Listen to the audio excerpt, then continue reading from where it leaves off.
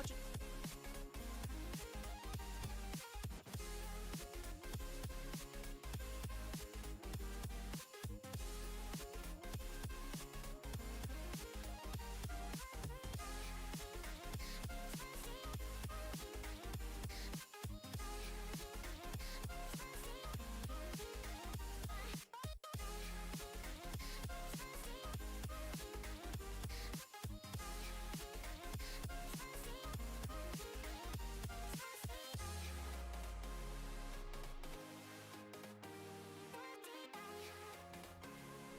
Mic on.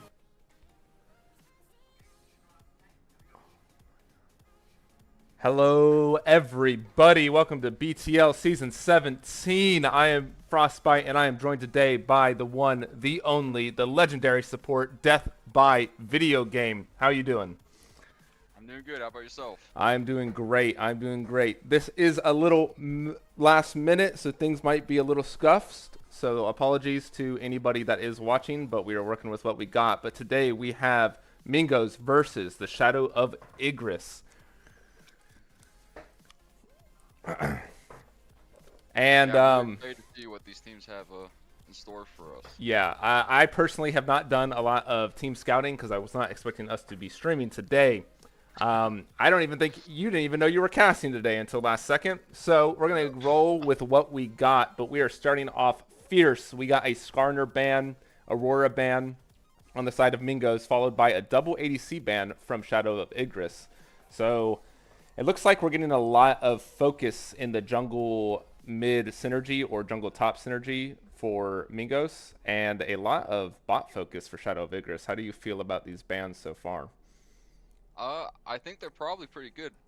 I think one of the things about Shadow of Igris is I know some of the players are role swapping, so they might have more limited champ pools. So I think targeting those players might be a good place for Mingos to go. All right. And clearly Mingos' AD carry is something Yeah. because he has a triple ADC ban. Yeah, the Draven ban coming in final for Shadow of Igris, and then the Amumu ban from Mingos. So really pinching down on those tank junglers that have been seeing a lot of play in Worlds, especially. I know Worlds is a little bit behind, but that's where everybody looks to see what the pros are doing.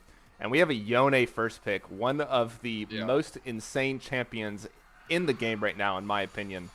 He is boasting a massive win rate. Yeah, actually, probably the best character in the game. Yeah, I'm not surprised to see it get first picked. Yeah, what do you want to see Shadow of Igris match? Because obviously Yone can be flexed into the top or mid, but Shadow of Igris needs to be able to answer it, or else they're going to lose a lot of power in one of their counter picks. So how do you want to see them handle this Yone pick? Well, I think Rel here would be pretty good. I think Rel blind is really strong. Okay, so like a lot of lockdown. For mid, I don't even know what you'd really go here. I mean, yeah, I'm just really not sure actually what it would be, or like what you would pick into a blind Yone. Yeah, I think the current answer is actually Aurora, and obviously Mingos has been doing the research. Yeah. They did get it banned. Yep. So we're gonna have to see what they got. It's gonna have to be something safe. I feel like when you're playing against a champion like Yone, you do not want him to pop off. You do not want to let him control those side lanes. So you want to have something that can match that side lane pressure. And so far, Shadow of Igris has locked in the Kai'Sa for their ADC, which is a very strong ADC, good duality in the damage, AP and physical, and then the Viego. And if Viego can get a takeover on a champion like Yone, like Nocturne, he can actually wreak havoc. But it looks like they're actually going to swap it over to Sejuani. I think Sejuani is a really good pick here. I think Sejuani Yone is a really nice combo, and I think Sejuani is just a great like stat check in the early game. Yeah, and the real question is, are they going to prioritize their top, assuming Yone is going mid, are they going to prioritize their top laner into somebody that can also combo well with Sejuani and risk having that super short range? Ooh. Or are they going to do something, put Yone top and get some extra range in the mid lane? But looks like we have a Malphite for Shadow of Igris. That's actually kind of exciting. Like, there's blind picking a tank top.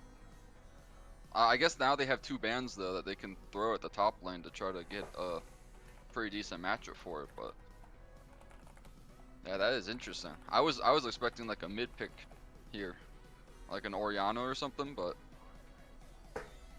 Yeah, it is definitely an interesting one because we're not 100% positive, again, where Yone is going. So locking in a yeah. Malphite early can be a little risky, especially like champions like Sylas still being available. Sylas is a great pick into Malphite. You have things like the Galio, who's been the Oh, answer. there's And the look at Sylas. that. Shadow of Igris Yep. reading that great perfectly. Getting rid of that Sylas, making sure that Malphite can be a little safer. I really wish we could have seen a mid pick because it's a lot easier to play safe with champions like Oriana, Well, Ari. I guess if you're saying that Malphite, like if you're Shadow of Igris and you're thinking Malphite is the answer to Yone, I guess you could flex it to mid as well. That I is don't very think it possible. worked nearly as well, but I mean it is possible. And yeah, there's the Rel Nautilus ban. I think those are 2 really solid bans here. Although I do believe Inviction likes to play Rakan. I'm not sure if that's something he'll go for here. Oh, Yeah. Thresh there Oh, we too. do have Inviction's Thresh. I believe that is something he's actually well known for in the BTL Yes. community. So we're gonna be able to see him on one of his straight up power picks, and see what he can actually do against a champion like Jhin. Jhin does have pretty low mobility in the early game, but he does start ramping up more and more items he gets once he gets a boost of swiftness. So we're gonna have to really see if the Thresh hooks are on point, because if they are, Kai'Sa can do a lot of damage because of how quickly Thresh helps stacks Oh, up the passive. But we and have the Morgana is more. kind of a crazy counter. Although I don't think it's as hard a counter as some people might initially think. I think Thresh can definitely have avenues where he can outplay the Morgana, but it definitely puts a lot of pressure on the Thresh to make things happen. Yeah, the good thing about Thresh, like when you see Morgana, you typically think, "Oh, I have a hook champion; it's kind of doomed." But Thresh is a little bit unique in that aspect because his hook persists. It does not pull Yeah. them, but it does persist, which allows him to still take it in and get a flay on whoever isn't black shielded if they are standing beside each other. Oh, We the do have. Yasuo could be pretty hype. Yeah, we do have the Uh, Gragas pick coming in, so that is going to be the Gragas answer into the Malphite, and more than likely the Yone in the mid lane. And if we get the Yasuo, oh, he's afraid. He doesn't want to do brother versus Whoa. brother. But Zed is Zed would also be another crazy crazy. one. I know I keep saying everything. Wow, that is a lock-in. All right, we have Okay, got a this game. is We have got a game number 1 right here. We have a lot, and I mean a lot, of physical damage on the side of Shadow of Igris. So we're gonna have to see exactly how much AP damage this Kai'Sa is gonna be pulling through. And then we have a very powerful Mingos comp. The Jhin is something that a lot of people like to pair with the heavy melee focused top side because of his extra range, because of how much damage he can dish out with the curtain call. And you have the Morgana for that protection. And Yone and Sejuani, if they get a strong lead in their duo matchup against the Viego and Zed, it could spell disaster for Shadow of Igris. That's absolutely true. And I really think Shadow of Igris' team fight is going to be hard. I mean, I definitely think they can win, uh, like any fight just because they have Malphite and Kai'Sa. Like Malphite just provides so much. Oh, that's the Nautilus pick there. Oh, Might they have they to- messed it up a little bit. All right, we're gonna Yeah. switch it back over to the right screen then. But is that a continue on?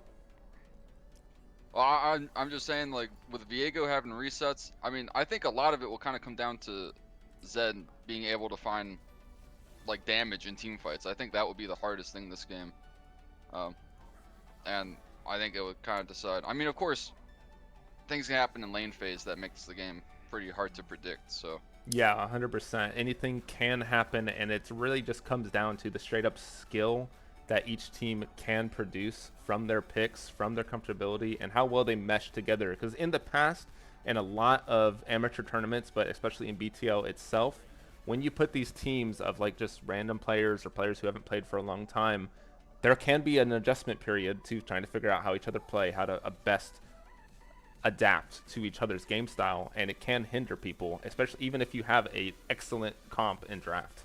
yeah, there's also the difference between comfortability versus meta. Like if you're playing something that's like a good strong character now, but you don't actually know how to play them, it's not really worth picking. Yeah, and, So and let's see if Mingos Like, they're sticking to mostly meta for their top side, but then they have Morgana Gragas, who haven't seen much play as of late. Yeah, 100%. And we have to keep in mind that yes, Yone is extremely prevalent in Worlds and things like that, but we are a few patches ahead of them now because they are locked Yeah. in. So just because he's strong on the pro stage doesn't necessarily mean that that is going to transition over. I still think it is a strong pick, but it might not be as strong as it used to be, or it could be stronger.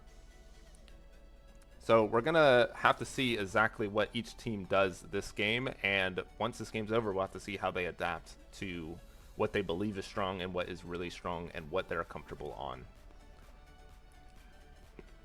Yeah, I guess I just feel the Yone Sejuani like duo mid jungle is just gonna be way more effective than the Zed Viego, at least from like levels 1 through 5. I 100% agree. And Sejuani is just I think that would so make the powerful game. with melees. Yeah, I think that would make the game kind of hard. All right, so For Shadow of Igris, but yeah. Well, what are your predictions for game number 1? well, I think Mingos have the better comp, but I actually know some of the players from Shadow of Igris, so I'm gonna have to put my faith in them, and I'll go Shadow of Igris game 1. All right, I am actually going to go on the reverse. I do know how good the Shadow of Igris players have been and what they're capable of, but I do think comp matters a lot, and seeing how Mingos is somebody that we don't really know a lot about, I'm not going to just say that they're bad players. So I'm going to actually go with Mingos game 1 just because of the comp gap. All right. Well, while we load up into this game number 1 between Mingos and Shadow of Igris, we will be sending it off to a break, and we will be back in roughly 3 minutes. So stay tuned and be ready for this monumental BTL Season 17 opener series. Mic off.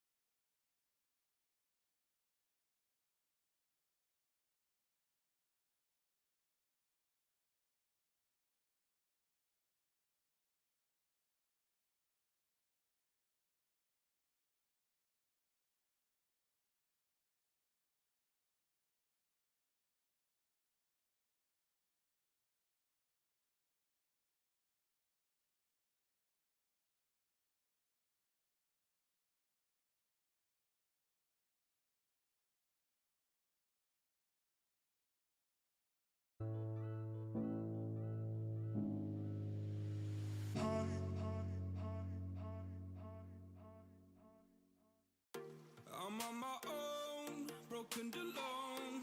I feel the rain crashing down. All around this empty town, we're searching for the lost and found. But you don't care, you're unaware. Keep moving like the scars aren't even there. It's in the air, like a blazing flare. Just stare 'cause the flames will... Hello, hello, everybody. We are loaded into the Rift for game number 1. Luke, are you at 5 seconds? Yes, I am. All right, we're going to start in 3, 2, 1, 6, 5, 7, 8. Yep. Okay. All right. And something I completely forgot about. This is Fearless. These champions cannot be they seen changed again. it. Wow, that's nice. Yeah, so Cool change. yeah, a Is big it change. just for the team that plays them, though? No, this is true Fearless, I Oh. believe. So neither team can Wow. select any of these champions again. That is. So that is That is actually going to spice up things to a massive level. But right now, we got a 5-stack by Mingos, while Shadow of Igris doing the standard just 5-point to make sure nothing crazy is going to happen. So it looks like we're going to have a pretty passive level 1. Yeah, there's really not much reason for either team to want to fight here. Yeah. I mean, you could maybe do a late invade with Morgana, just fish for a Q, see if you get a flash maybe, but Yeah. it doesn't seem like they're gonna go for that. I would actually be on the opposite side. I think Shadow of Igris, or not Shadow of Igris, sorry, Mingos wants to fight level 1 because they have the Sejuani, they have the Yone, they have the Morgana. You can lock somebody down Yeah. for an extremely long time. Sure, they have a lot of solo And damage, but Zed is super weak level 1. I mean, only one ability for him. yeah. Not nice. All right, looks like we're They getting. did get a little warden though by the Raptors. Yeah, that's going to be good value. I'm trying to figure out where Ford is on the Viego. Notably, Ford is a top lane main, so we're going to see how well he plays in the jungle. See Yeah. how great he is. Eviction sitting in the bush. The Q goes Ooh. wide by the Oh, Morgana, and the hook goes out. barely. Ooh, both Ooh. skill shots just on the edge of So greatness. one thing that's interesting about the Morgana Thresh matchup is early on with Morgana, her shield is like weak enough that Thresh's E passive damage can actually break Whew. it. So if he plays it well enough, he can break her shield with his E auto attack damage, and then get his flay off and get the damage down. Yeah, But so- yeah, that was an awful trade. For Yeah, there are a lot of Good power ball. trading down there for the bot lane. Mingo's feeling good about that. That 4th shot does some damage, especially against targets. The lower you are, the more damage it's going to do. And already we got a Yone looking onto Ford. Yone's going to go in, he hits the W, and he's about to get a knock up, potentially killing Ford, but Zed comes in over to save the life. And will he get it? A flash down there by Yone, and the screen panned away, as I'm assuming he doesn't die. Yeah, no flash follow up by Inai. That might have been the right call. I'm not sure he has the damage to do it or Yeah, not. I don't think they knew would've been where. really close. I don't think they knew Yeah, where where Sejuani Sejuani was was. at the time either. That's still a huge relief for Inai though. Getting the Yone flash and chunking down this low early on, that is a huge win for Yeah, 100%. And punishing the over aggression. Like, And I know we've been talking about the power of Yone, but if Zed can get level 6 unpunished, I feel like the 1v1 prowess is going to go to the Zed. Yone's more accustomed to the drawn-out fight, so he can get as much damage on his E. Whereas Zed, great burst, and he has the first strike. yeah, and a lot of Yone's like power comes from being able to do those quick trades with his E, just being able to walk up and then just get to go back. But Zed can definitely out-trade in those scenarios if he's ahead. Yeah, already we have Even Sejuani looking at Zed. You can see how scared Zed has to play here, because if he gets caught out, but he's actually stepping up. He gets hit by the Q Yeah, of the this is Sejuani. The crazy. Sejuani's going to get the passive along with the E, stun, and root, but they cannot connect to Zed, and now Ford might be in a bit of danger, but they get the first blood on Abyssal. He transforms into Sejuani, and now they have the Sejuani passive, and here it comes, a stun and a kill for Ford. 2-0 start for Shadow of Igris. That was really well played by Shadow of Igris. They actually juggled that really well. I thought Inai was kind of trolling a little bit, Yeah, walking no. up by himself, but managed to make it work. That Z damage on the Sejuani there was kind of insane. Like, Yeah, and right now, Ford looking bot. They don't have the ward to catch him out. No This might be mana a on clean up. Morgana. Flash forward by Inviction. The Flay gets forward, and that's going to be a double Wow. kill for the bot lane. They get the root on, and they get the flash forward by P Street, and P Street secures his double.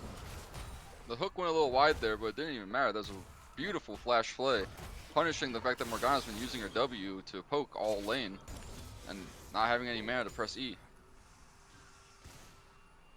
Yeah, right now, great starts. And actually, crucially, before that, we didn't get to see it because we were looking at the fight in the river.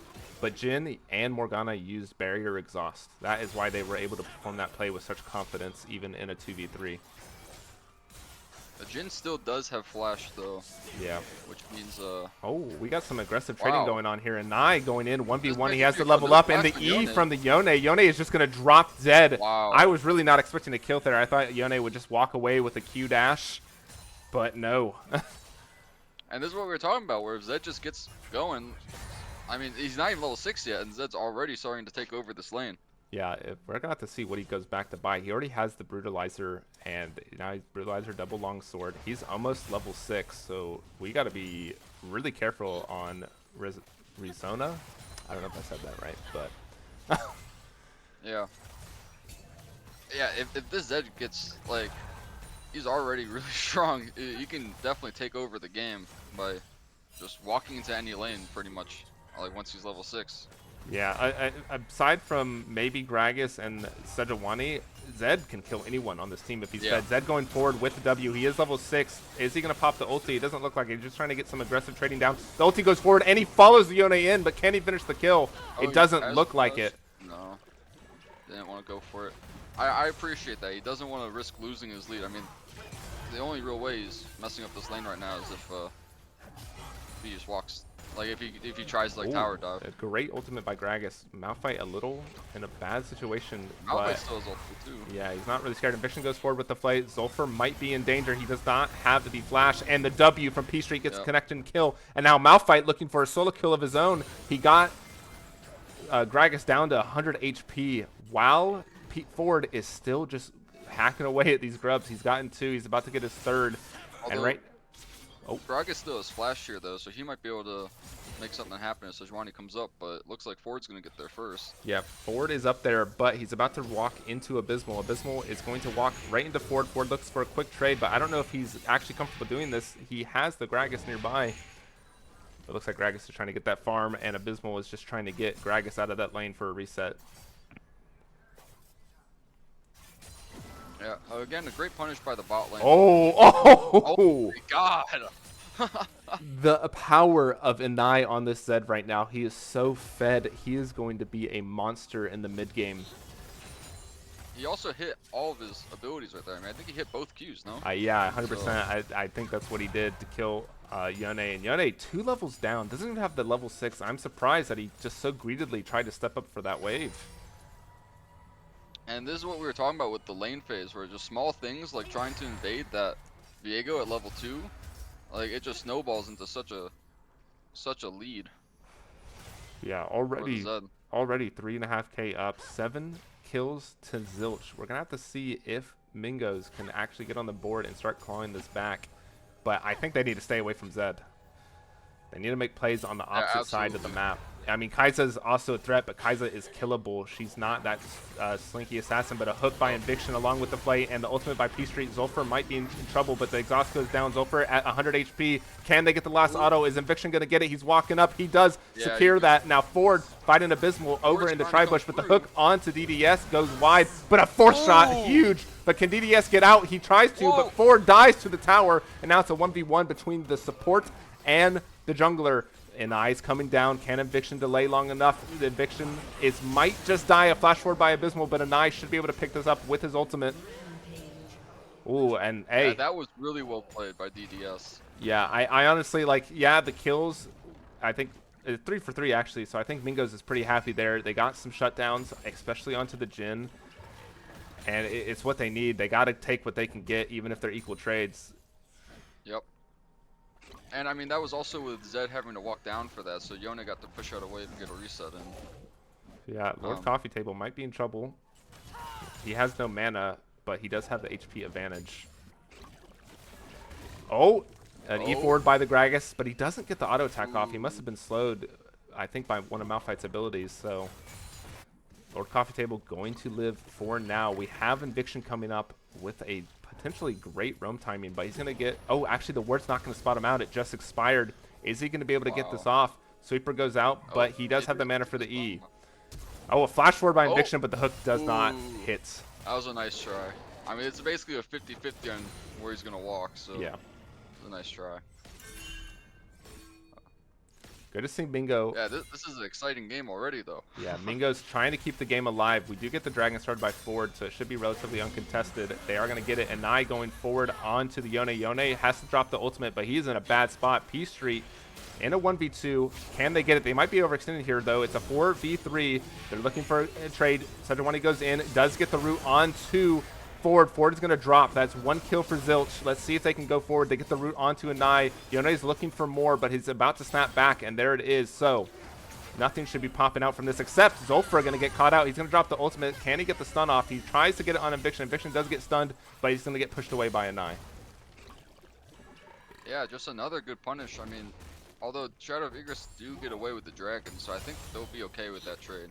Ford had already died, so he wasn't worth any bonus gold this time. Yeah, and now we have a Nai going in for the 1v1. Yone is going to be in a little bit of trouble. He has to snap back. The ultimate goes down. He flashes forward. A root by the Abysmal, and that's going to be a huge save, but the ultimate by Zed secures the 1-for-1.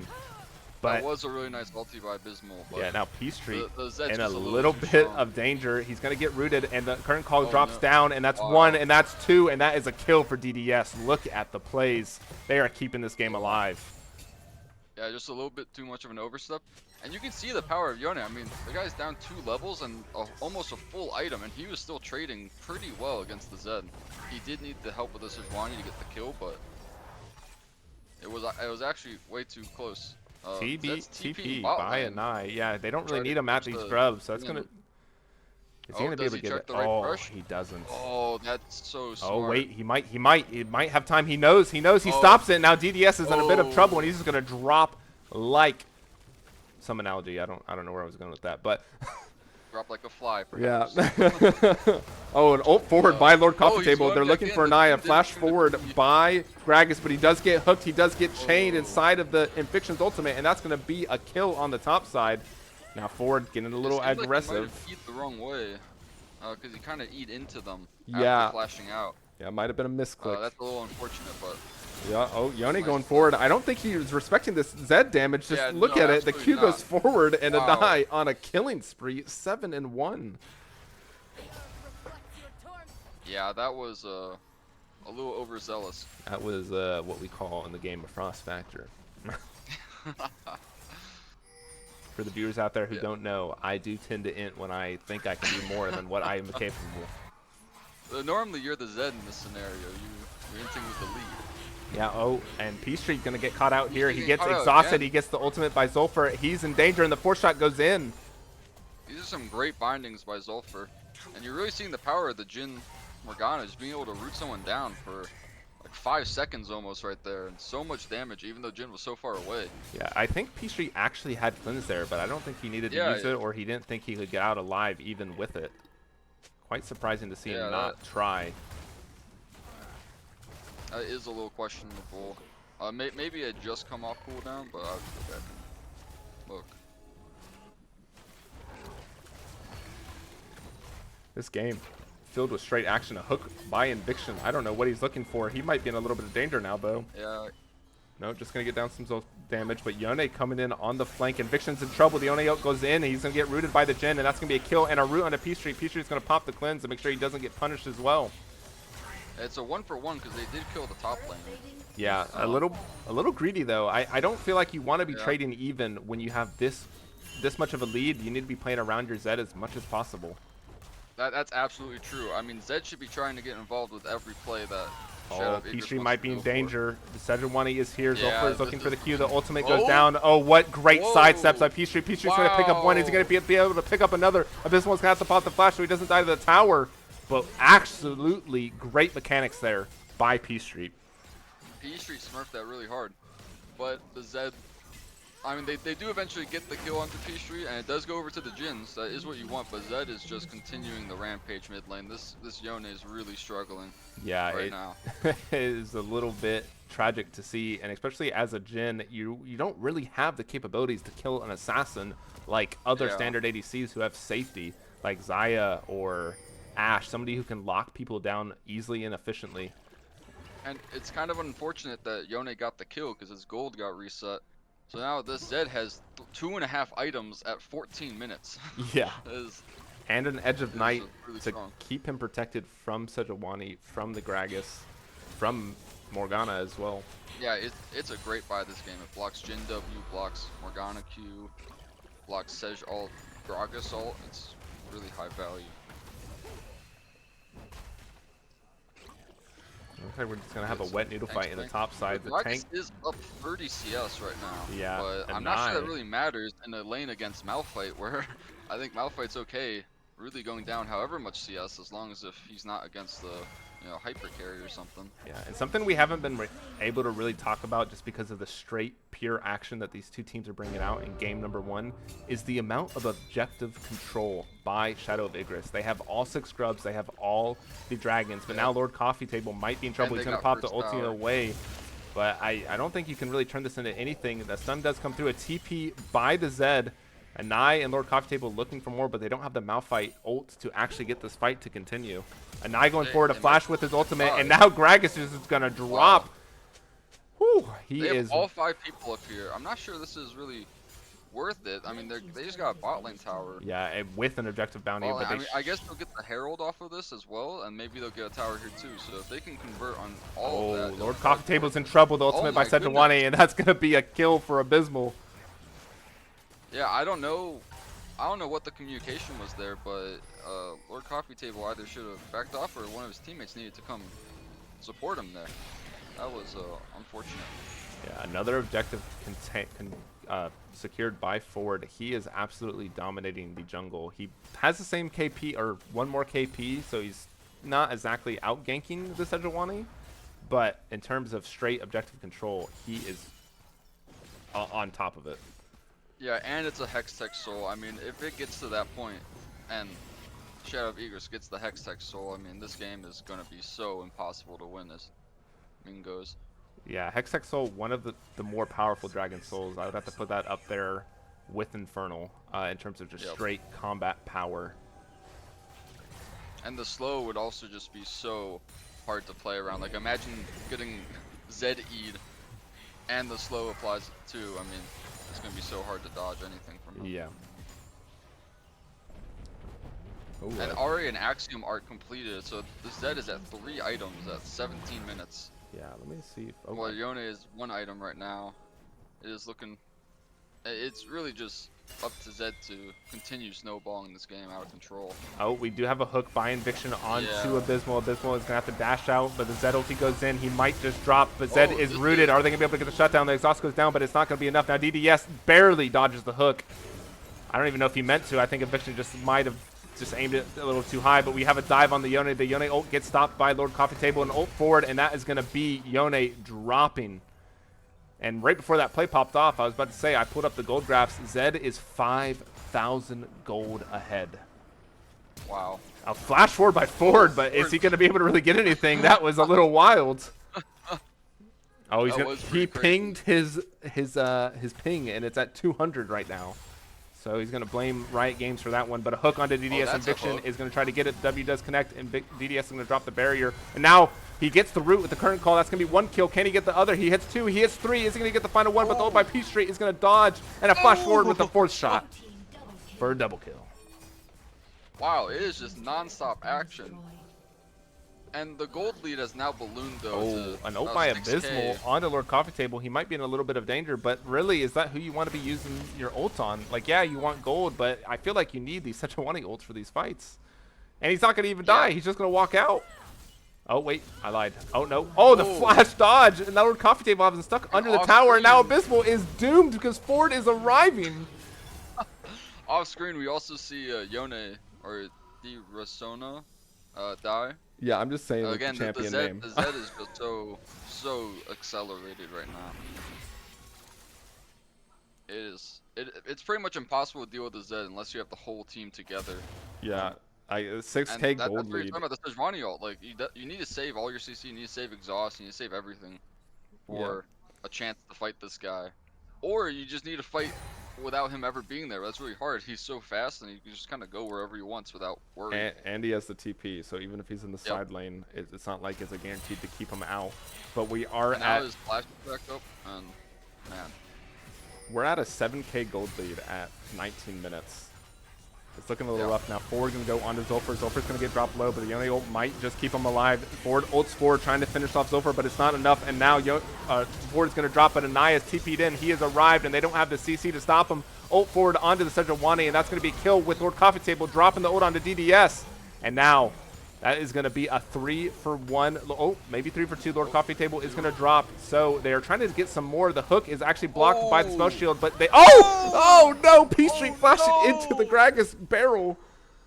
that is so unfortunate. This is actually such a close fight. I think Anaya just went too deep, lost all of his HP to the tower, and it means he had to pull back out and couldn't really play the rest of the fight. Really awkward. Yeah, And Dragon. actually super close. Dragon is up though, and we're gonna get some resets in by Shadow of Igris. We're gonna have to see if they get there in time to just secure it for free. I really don't think Mingos can fight here. They don't have the tower to Yeah. support them. And I did use his teleport in that fight, but I don't really think that's gonna be as big a factor considering there's Hex Tech gates. You can get there super quick anyways. Yeah, Hextech gates are going to make it nigh impossible for them to have the advantage here. Forward is going to start up the Dragon, but they have to know that they're here. Mingos is going to attempt to fight Anaya, looking for a potential pick. He gets half of Zulfer's health with just a Q combo, a hook forward, and now we have Gragas looking for a knockup, but nothing comes of it. And Yone is just going to get pushed back, so he doesn't have E. He's not going to have that damage buff. They're juggling the Dragon right now. Anaya going forward onto the mid laner. He's going to drop down some damage, but it's not going to be a kill. Anaya is getting Abysmal so low. He has so much of this damage, and they just don't have the capabilities to lock him down. Well, Abysmal does have Warm. Oh, what a great dodge by Anaya, but Eviction's going to get rooted, but it's not going to be enough to kill him. They are looking for more. Malphite gets a triple ultimate, and now Anaya going forward, but he doesn't have his ultimate to get more damage, but he goes in. The exhaust goes down, but his damage is just too high. Are they going to be able to finish him off here? They're going to try. Oh, sorry. Wait, what just happened? Oh. Viego came out. Yeah, okay, that's what happened. Okay, I was like, wait, Yeah. they just all deleted. Yeah, that was such. Again, the health bars on Shadow of Igris is so low, but it's just not enough. And yeah, that was really close though. Yeah, it's actually incredible how close these fights are, despite Mingos being down 10,000 gold. Like, yes, they just got ace there for only one, but the health bar is just barely ticking for Shadow of Igris, except for Forward, of course. But Forward was kind of late to the fight. He was focused on the Dragon. Yeah, he was doing the Dragon the whole time. I think if he just goes, like, I think it was kind of a misplay, because if they lose that fight, the game can actually get so scary. But he was able to get the Dragon while his team was fighting. Yeah, just kind of crazy how far ahead they are right now. Yeah, they are on soul now point now. They have the big purple worm ready to help them push these lanes. Let's see if they can crack the base open and set up for this final Dragon fight for soul. I'm not sure they'll even need to get to the soul. I think they probably don't. realistically should have a chance to end with this Baron, but we'll have to see. They're playing it pretty passive. They're not really pushing out their waves yet. They're just catching some farm and resetting, getting their buys. Yeah, it's not wrong. I would say, like, they know they have a massive lead. They know they're going to win almost every team fight. So they just need to set up their waves, get ready for the Baron push if they have time. But I really think that if you just wait for the Dragon and secure it, you're all set. But Inviction's going to get rooted up. He's going to have some damage. But Anaya goes on to Sulfur and just absolutely annihilates his HP bar without even dropping the ultimate. He might look for more, but it's not going to go anywhere. Yeah, Igris have done really well keeping their team mostly together. They haven't really given any chance for them to be picked off randomly. I think that's one of the strengths of this Mingos comp is they have so much, single target CC that if you can find someone split, you can catch a kill, but they just haven't given them a chance. Yeah, they're gonna crack open a base. So they're probably going to get this inhibitor while Anai puts pressure on the bot side. Let's see what they can do. Anai looking forward, but he's going to take some hefty damage, and Ford's going to get rooted up. Zolfer's looking forward, but he flashes away while Yone gets a double ultimate. Malphite's going to get the ultimate in the back. They're going to get, yeah, Ford is down. That's a lot of their damage gone. P-Street's going in deep, and P-Street's going to pick up so much. DDS is in danger low. Let's see if he dies. He does not, and now P-Street a little bit too deep, and he's just going to fall to the Sejuani. So actually, that's a really nice fight, but I'm just not sure it buys them enough. Oh my god, and oh my god. He has so much damage, so much power, but he might have bit off more than he can chew. He's going to drop the ultimate down, but I don't know if it's going to be enough to kill the Sejuani. Yeah, will they be able to get it? They get the root. Let's see if DDS can get the hit. Oh, and the trade kill by the Zed. Well, honestly, though, that's worth it for Jin. I mean, 100%. Getting 1,000 gold on Jin right now is one of the only ways I think they really have a chance back into this. Yeah, but we're gonna see if it's a little. We're gonna see if Jin got that gold soon enough, because it might be a little bit too little, too late. Because just how, like, you just saw what Anai did to those HP bars. Like, the only one he's not straight up one-shotting is Abysmal. Yep, and the problem is that the gold has spread from just Anai being up, multiple items, to now everyone on Igris is up multiple items. So even though they actually did win that last fight, it's how many more fights of those will they need until they're actually back into this game? Yeah, like you talked about earlier, Toll is spawning. Fun fact: in a minute. Everyone is even in gold except for Anai. He is 10k above Yone. Whoa! But now Gragas might be getting caught out here. The Malphite is going to miss, but I don't think it matters. Gragas is going to fall. Now Zolfer looking for an ultimate of his own, but it's not going to be enough. P-Street's going to pop the hourglass to keep himself safe. Yep. And that might just be the game. It is a 5v3, 2 inhibitors down. Sejuani's coming up. Anai doesn't have the teleport, so he's going to be a little bit late, but they're going to get triple inhib, and the pressure is going to be on.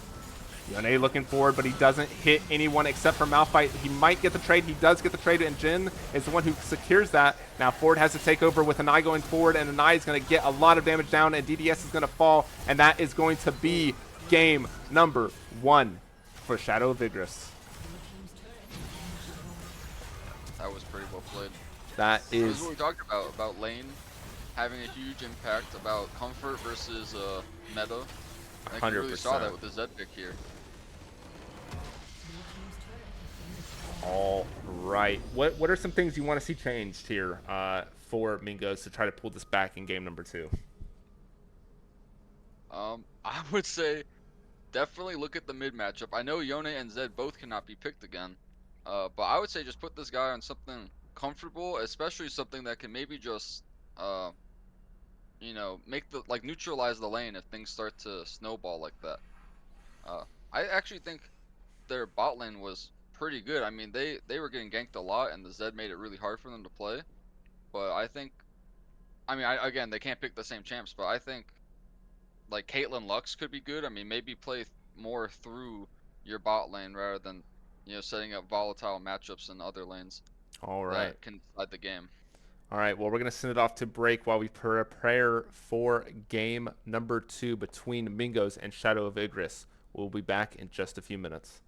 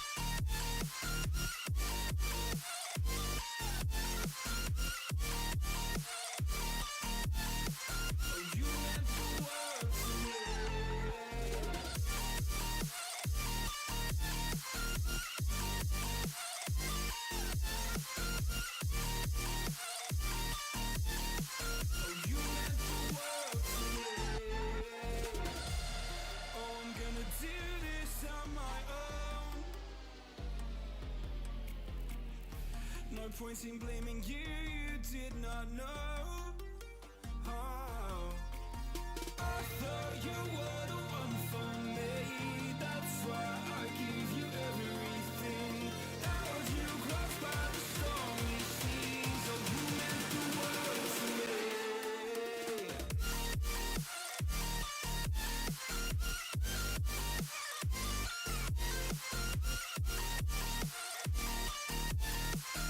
you meant the world to me.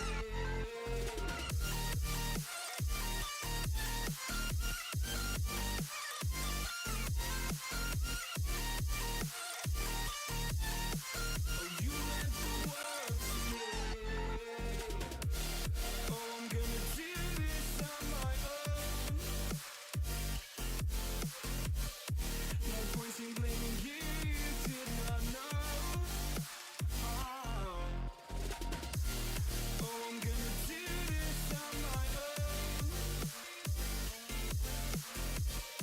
No point in blaming you, you did not know. I thought you were the one for me. That's why I give you everything. Held you close by the stormy seas. Oh, you meant the world to me.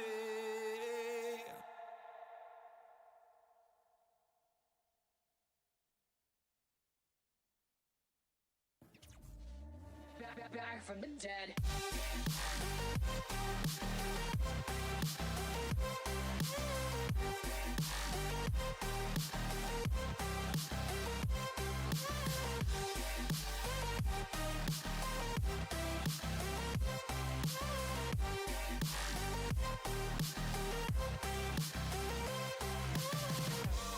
Ladies and gentlemen, you're all invited to go fucking mental on this motherfucking drop. The countdown has just begun. Are you ready?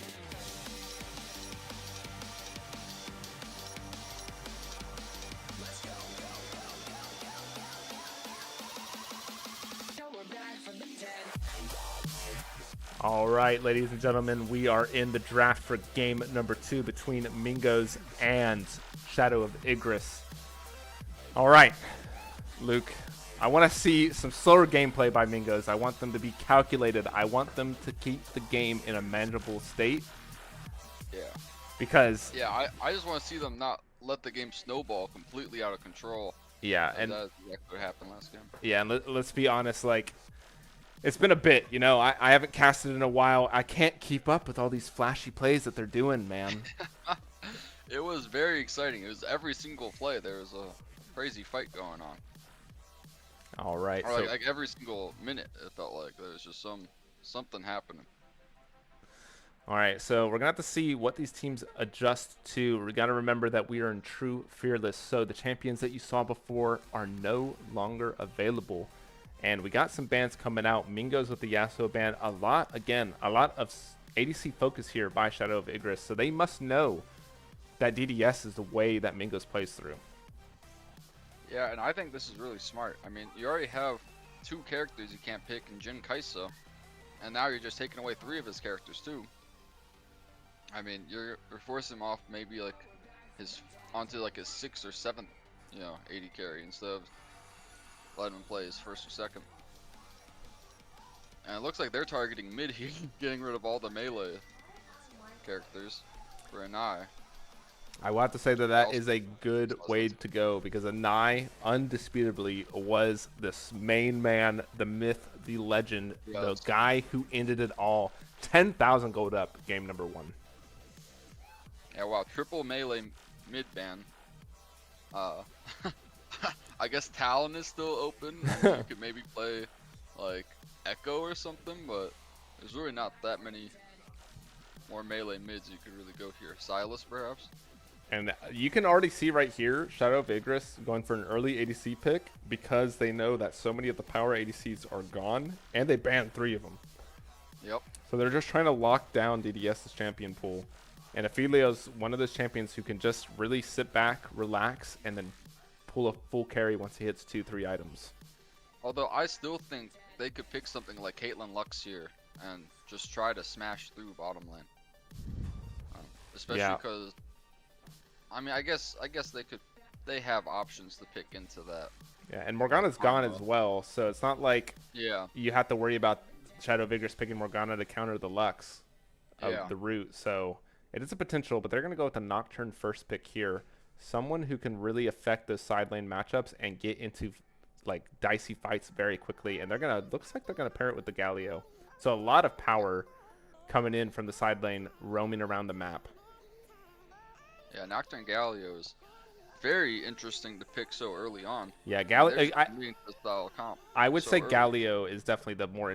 Nocturne's fine, I think, because he can get pretty Yeah. tanky with the build that he does now. But Galio can get countered extremely easily, especially against AD mid laners, and it looks like that is what Anai's going for if they lock in this Oxon. Although we have seen at Worlds, Galio has been played top lane a couple times, so this could theoretically be a flex to the top lane. 100%. But they are actually going to take off there's the Oxon and go for the Skarner.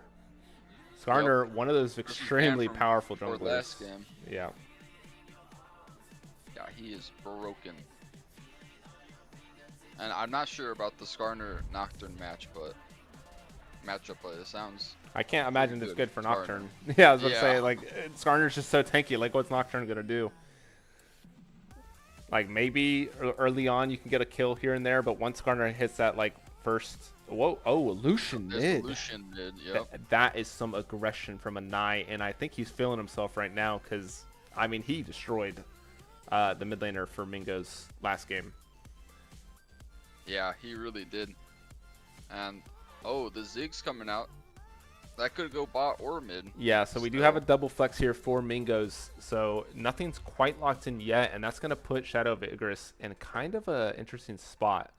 Because now they have to potentially prep for a possible duo lane swap. But again, I don't even know if it's that deadly because I don't think Yeah. Ziggs is necessarily great in Dilution just because of his straight up early game power.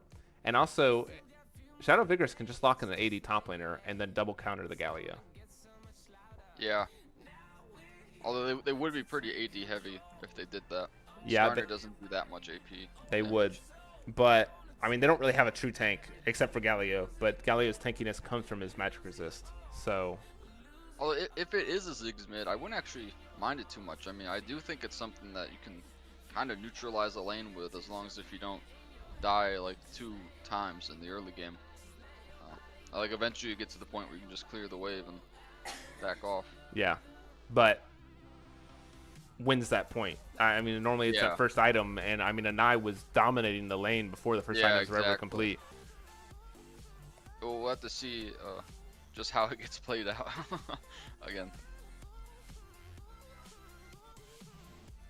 Looks like we're going to get a rel But- ban here for Mingos. They're looking to really pinch down the support pool, try to keep their bot lane in a favorable state.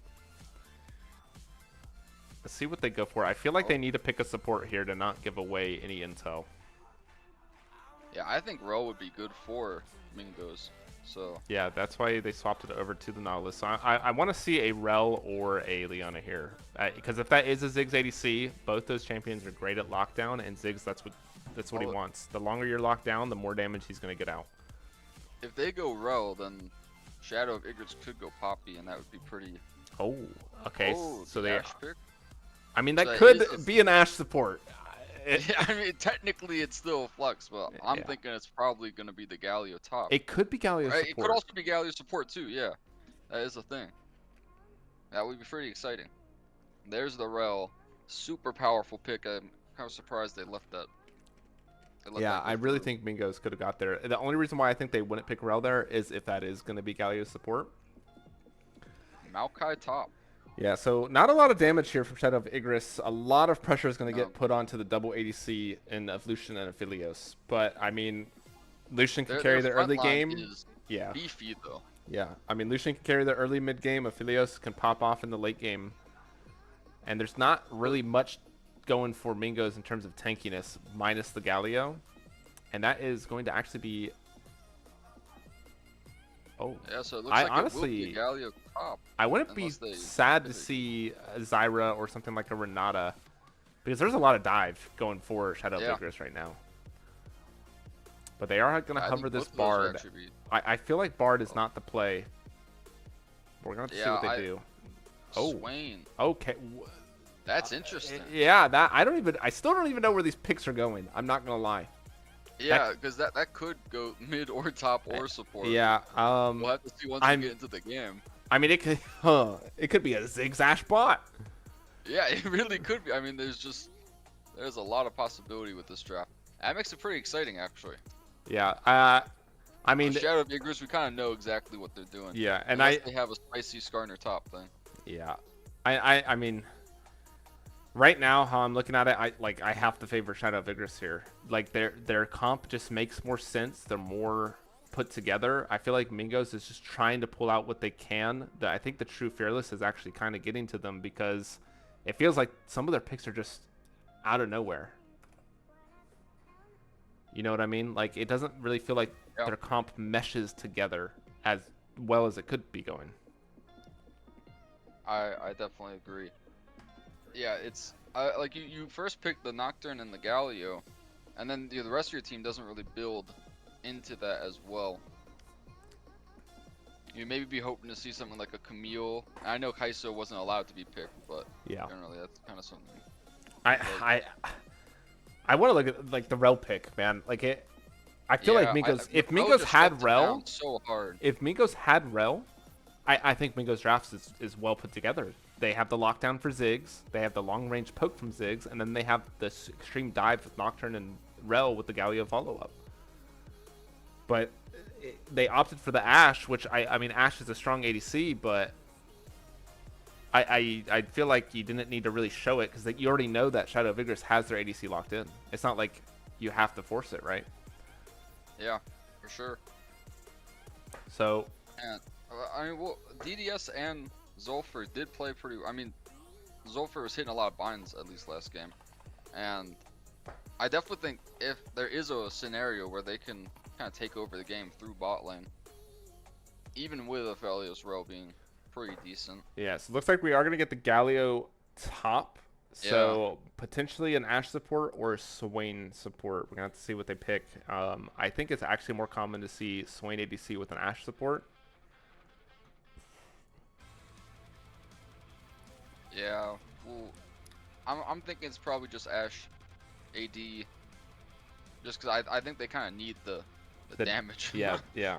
I mean, Galio, I don't think is necessarily a bad pick in the Maokai. I mean, he kind of dominates a Rumble, and that's what you've been seeing in Worlds, really. Yeah. It looks like it is going to be the Ashe ADC with the Swain support. So we're going to have to see how well they're going to be able to get the slows off, followed up with the follow-up from Swain. See if they can really punish the Aphelios' weaker early game. But they have to be so careful because if Skarner's there while they're looking for an extreme trade and Aphelios gets a lead, it just shuts down the power of the lane. That's actually so true. And the problem is Nocturne kind of wants to wait until he's level 6 to really start putting a lot of pressure on the map. Yeah. Kind of the same thing with Galio. With Galio being top lane, it means he won't have as much impact over this bot lane, at least not for like the first 10 minutes. Yeah, and I mean, you're looking at Shadow of Igris. Skarner doesn't have that time limit. Like, as soon as he gets the ability to go through the wall, he is ganking. But they can also just kind of forego bot lane, just say don't die, and they can just be pressuring mid the whole game. And I definitely think, at least for the first early part of the game, Lucian should be in the lead over the Ziggs. But, you know, we also thought Yone should have been the lead over the Zed, and we saw some complications there, so we'll just have to see what happens this game. Yeah. All right, so we are at the point. Who are your predictions going to?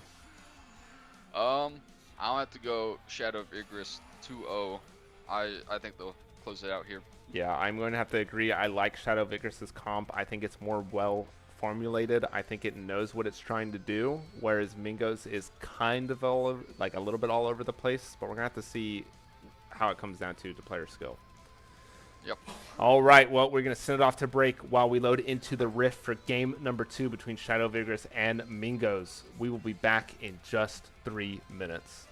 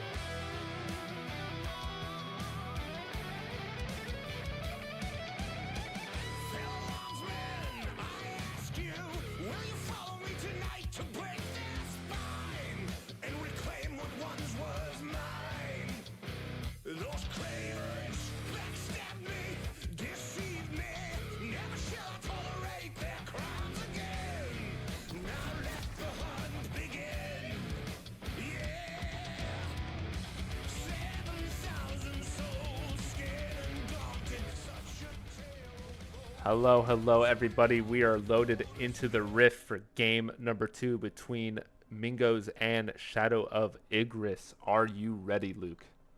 Yes, I am. All right. 3, 2, 1, 6, 7, 8, 9. Yep. All right. Here we go. Let's see if Mingos can pull it back and get this to game number 3. And I think it's going to be a tough one. Yeah, I think it's gonna come down to mostly the mid matchup just to see if.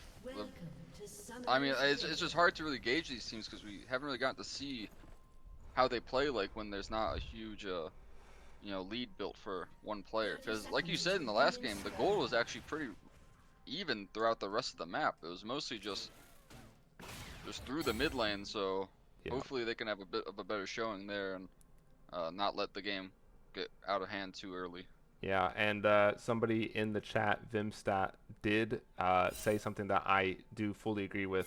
Actually, before I get onto that, looks like Galio might be in a little bit of trouble. He's going to Yeah, flash he away, and kept- Nai's going to dash forward and get some good damage, and he's going to have to get a reset in there. Might have to TP to Yeah. get back to lane. And I did start E though, which means I guess it's actually probably not a problem in this lane because he kind of wants to be dashing and getting autos down anyways. Yeah, and also it helps him dodge that damage. But Yeah. again, that's so much action. Eviction going to get caught out here by Hey, the hey, DDS, low but the step. E does not connect That was a from nice Zulfer. W.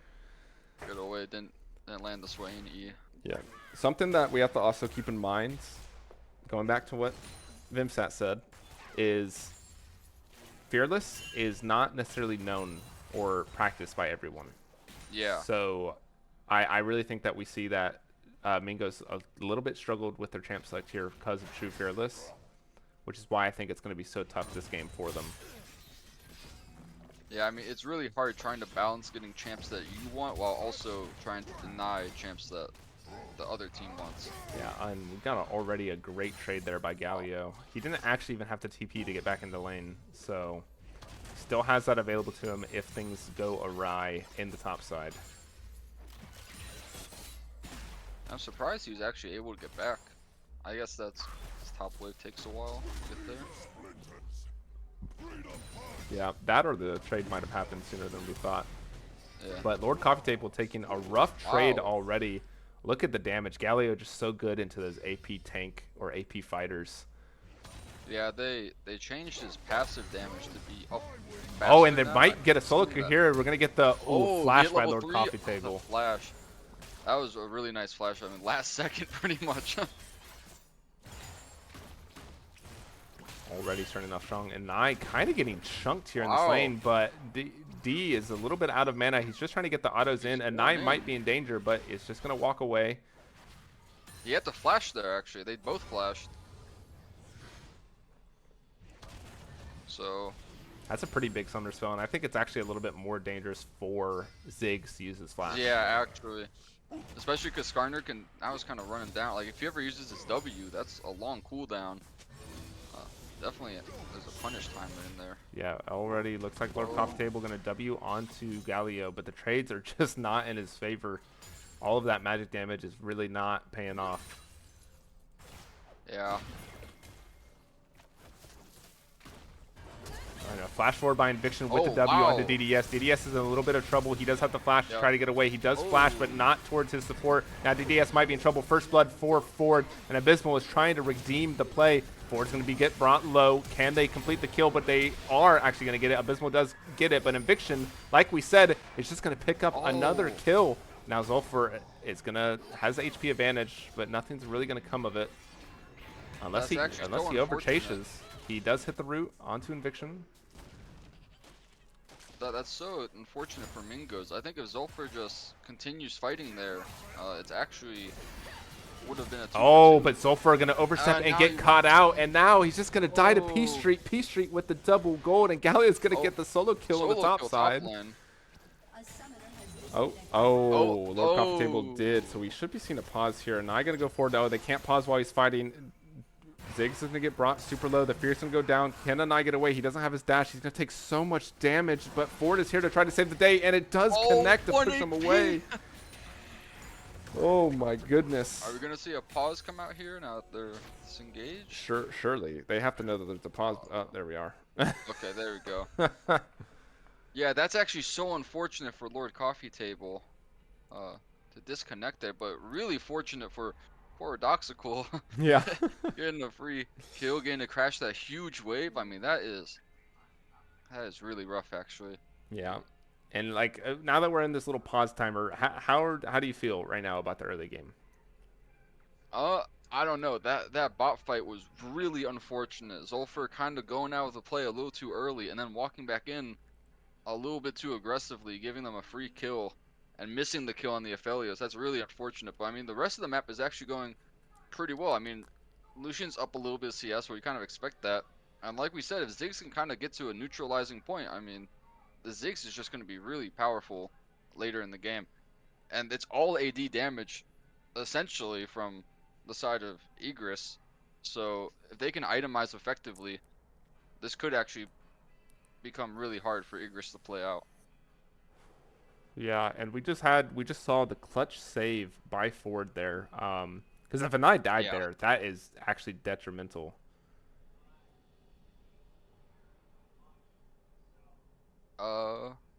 Let's see. Um, I think right now what Igris needs to do to secure this lead that they do have in the bot side is to play for their Drakes. I don't think you're really trying to get that split push pressure with the grubs as you standardly would. Yeah. So we're gonna have to see exactly where Ford puts his pressure. But I mean, just P Street is so strong right now. Already has that serrated Dirk over DDS.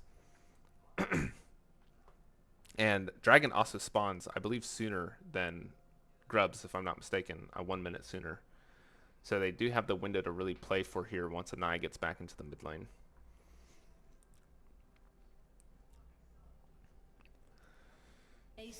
Oh, all right. Thank gosh. All right. I was about to say, we're going to have to send it to a break if he stays DC'd any longer. Yeah. Man, so close mid lane twice. Both both mid laners getting dropped down to like 1 HP and both just limping away. Yeah. And Very volatile. and just so that you know, when they do unpause after a long DC, it is going to stutter a little bit. Oh, okay. I don't know why it does it. Riot Game's bad, is what it is. No TPs, by the way, for either mid laner, so they're both going to reset and get back onto the map roughly at the same time. Anai should be there a little bit sooner because, as you can see on the mini map, he's already backing. Yeah. I think Rasona will just catch this wave and then probably reset right after. Yeah. No TPs on either of them though. Yeah, and Dragon is spawning.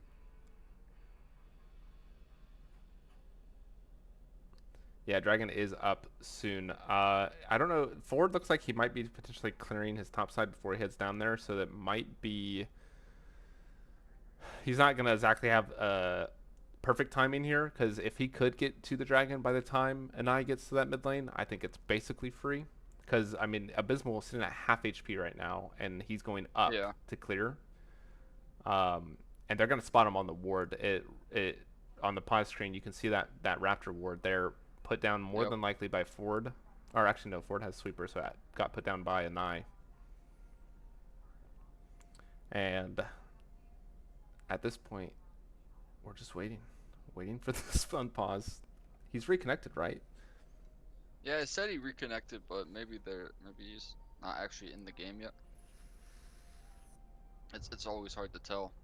Oh, and there we go. We are back in it. Pause. Oh, thank goodness. And looks like we got Rizona. Wait, how do you say that name? Rizona? Rasona, yeah. Rasona. Yeah, Risona's good. We'll go with that. And the first strike is going to be a Chemtech, quite possibly the worst dragon in the world. And we did just have a screen freeze, which is known because of the pause bug. Yes, you warned me about it, so I'm not worried. Yeah, panicking, full panic. There you go. Back in. It might freeze a few more times, so just be ready for that. And right there, DDS is actually going to spot out Ford there with the Hawk shot. So Mingos doesn't need to worry about a potential Dragon Rush with Anai getting back forward, but Inviction's going to Hex Flash forward and get some damage down onto DDS. DDS is going to get rooted by That is P really Street.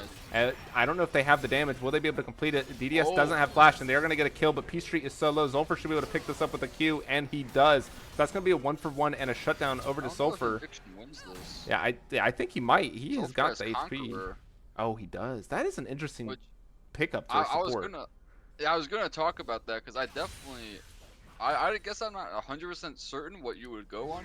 I feel like Electrocute, like potentially just for Yeah. that extra burst for your ADC. Oh, Oh. Bismal gonna get caught out here by Ford. He's gonna drop down the fear onto Ford. Ford's gonna have to walk away, but Anai has the Lucian lane has the priority first here. move. Yeah, he is gonna be moving with Lord And so Coffee does- Table. so The does the root Malphite. onto him with the Galio has suppression ult. by Ford, and now Abysmal is going to drop, and Galio is gonna ult in, but he might be caught out. This should be a free kill. He's gonna flash forward, but he's walking the Yeah. wrong way. He's going to He the has base. TP. Oh, he yeah, does. He's gonna TP out. He's going to go back, and Ford should be able to get free grubs here. So great start right after the pause here. Foreshadow of Igris. Yeah, this is just some unfortunate miscommunication where the Ziggs didn't actually want to move, or maybe he was just unable to move into them. And the Maokai also got the first move, so you're getting double collapsed on by. Oh, and Eviction going on to other the Rizona. Rizona's going to get caught out here. The W crashdown does connect, and he's going to fall to the Lucian. And that, just That's great what we're plays. talking about with that W timer. The Ziggs' only ability to escape is on like a 15-second cooldown. Yeah, nearly. now So he Eviction- throws it out for some poke. Eviction getting engaged on here by Abysmal, but Anai is here. Zulfer is moving up, but they are both half HP. Are they going to be able to get the damage down? Anai dashes over the Oh. wall, and they're just going to get out with barely enough HP, but Abysmal almost dropping to the double shot. Yeah, Abysmal's trying his best. A little bit of split damage where they both dropped to about 100 HP each, and it's just not enough to finish off either.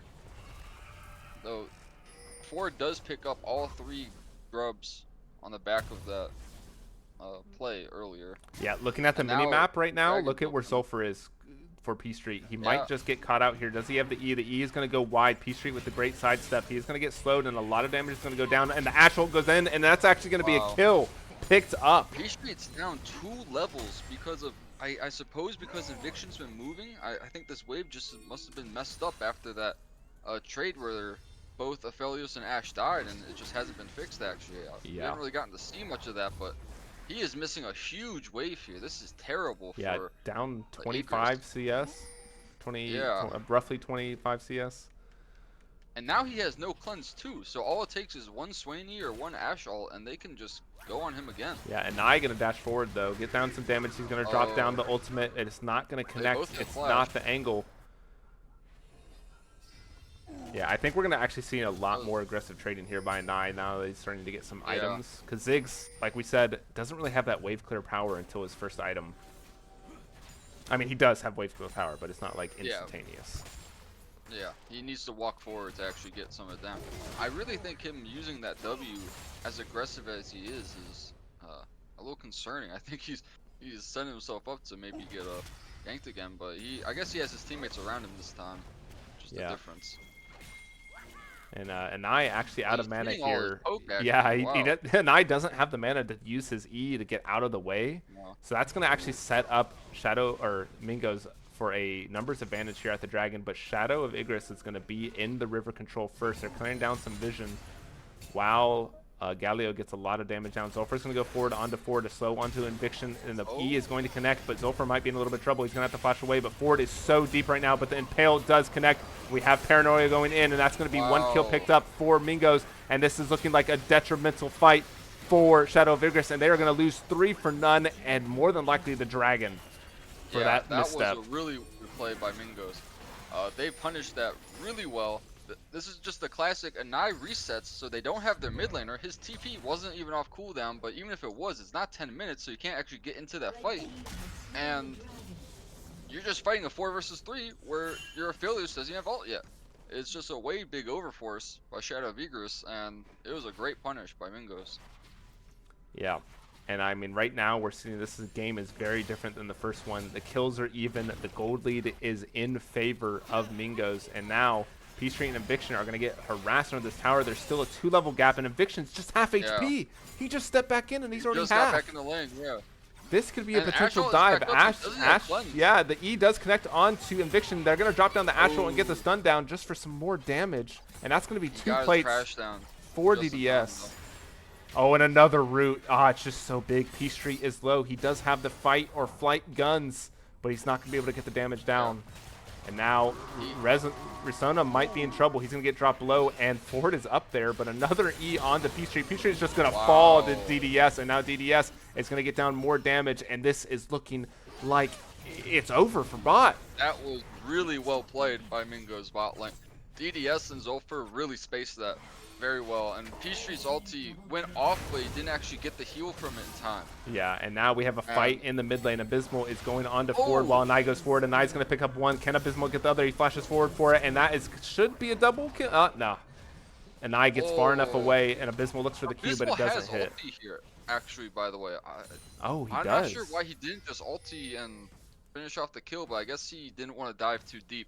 Yeah, he might have been afraid Well where. played by Nai, though. Yeah, he might have been afraid of where Coffee Table was. Yeah. And they might just also want to be saving the cooldowns to maybe try to make a bigger play. Yeah, we do have TP coming in for Nai. Looks Oh, like the steal by he Coffee stole it. Table. He didn't want to smite, and now they're going to go onto Abysmal. The Galio is going to drop down, and a lot of CC's going to get there, but there's no damage for Shadow of Igris right now. Anai just got there, but Swain is here. The Zigzult comes in, and a shutdown for Anai, but Anai is going to fall down as well. Ford is here to try to pick up some more while Swain is still ulting, still getting the damage down, and Eviction is going to fall. That is going to be a 3-4-1-2 and potentially a more if Ford gets caught out here. He has to dodge the Zolfer E. The E goes out, but he stops it, and now Ford is in danger. Ford is going to fall to Risona. Can he get the grub? He does. So that's going to be 6 grubs. And a TP coming in from Coffee Table. Coffee Table's here.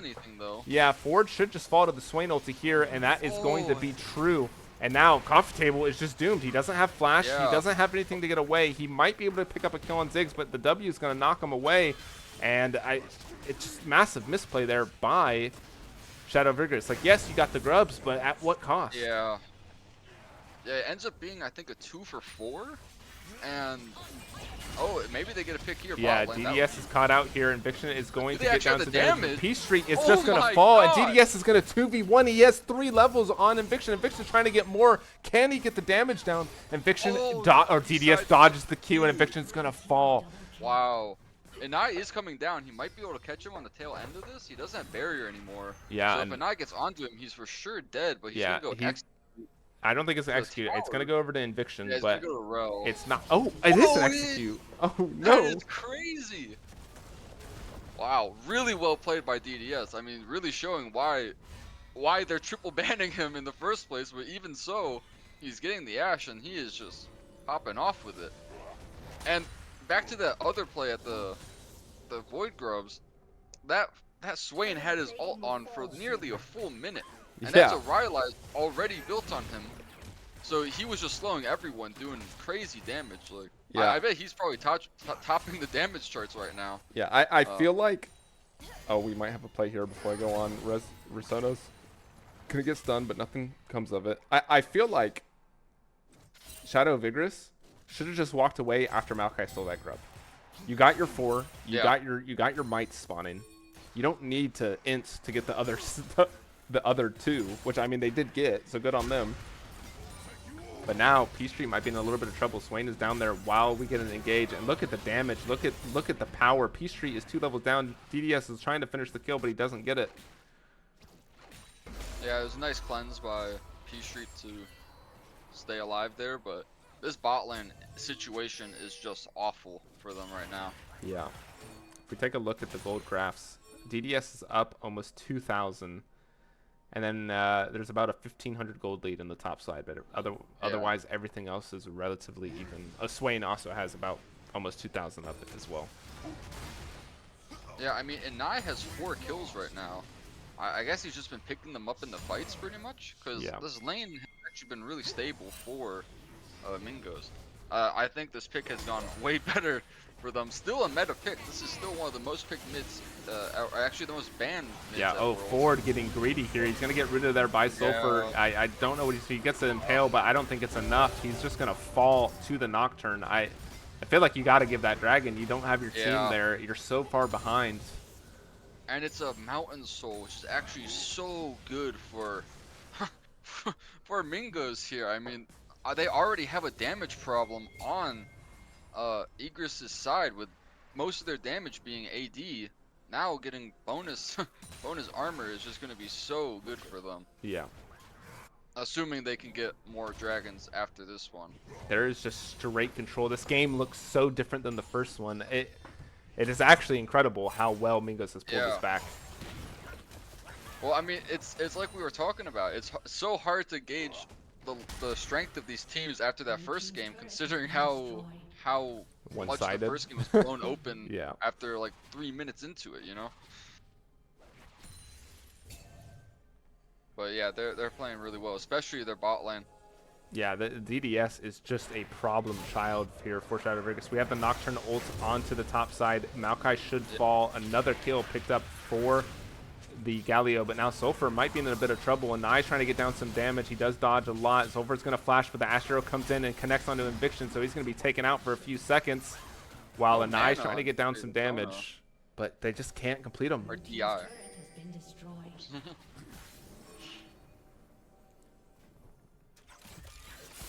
Yeah, I'm not really sure what they're fighting for. Yeah, shutdowns, I the guess, drag? at this point. Yeah. Oh, first tower. Oh, no, they actually got first tower bought, but another tower secured for the side of Mingos on the top side after that pick that we witnessed by the Nocturne Paranoia. Now it's a 7k gold lead at 17 minutes. I mean, this is kind of the reverse of last game. Yeah. What does Igris need to do to start pulling this back? Like 7k is quite a mountain to overcome in a late game team fight, but this is 17 minutes in. It's almost as bad, like you said, of the first game. So, is there hope? Like, what does Shadow of Igris need to focus on? Yeah, I think honestly it would be really hard to come back in this game, but for them to do it, it would just have to be slowing it down. I mean, trying to find picks where they just don't have, or where they have the number advantage, but it's really hard. Oh, a great engage there by Eviction with the double impale, and now Sulfur is going to have to walk away. He doesn't have ult, but DDS is getting down so much damage, but he might have overstepped, but he doesn't even die. Sulfur picks up one, and now Ford is going to fall along with P Street. I feel like that was a great angle for them, but they just didn't have enough to complete it. This is what I was just trying to talk about, where you have to go for plays where you have the numbers advantage. They had a 3 versus 2, but they have a Nocturne and they have a Ziggs TP, so it becomes a 4 versus 3 by the end of it all. Yeah, and if you don't have the damage to burst them down in the initial engage, it's just so hard. Coffee Table going to get caught out, and he's going to fall to the Galio in the 1v1. Yeah, that is. It's pretty unfortunate top lane situation, considering the snowball really started with a disconnect, but you know, you can't blame Paradoxical for making the best of the situation. Yeah, and up a lot. He's up 60 oh CS wait, right Paradoxical now. might get caught out here. There is a shutdown for Nai to claim. He doesn't quite have the armor stats to deny this. Ford's going to get a push in. Oh wait, no. He did. Oh, okay. Whew. Whew. I was about to say, did Ford just screw up? Yeah, that would have been really rough. But yeah, this again, their damage profiles are not good on Team Igris, where you can look at the itemization.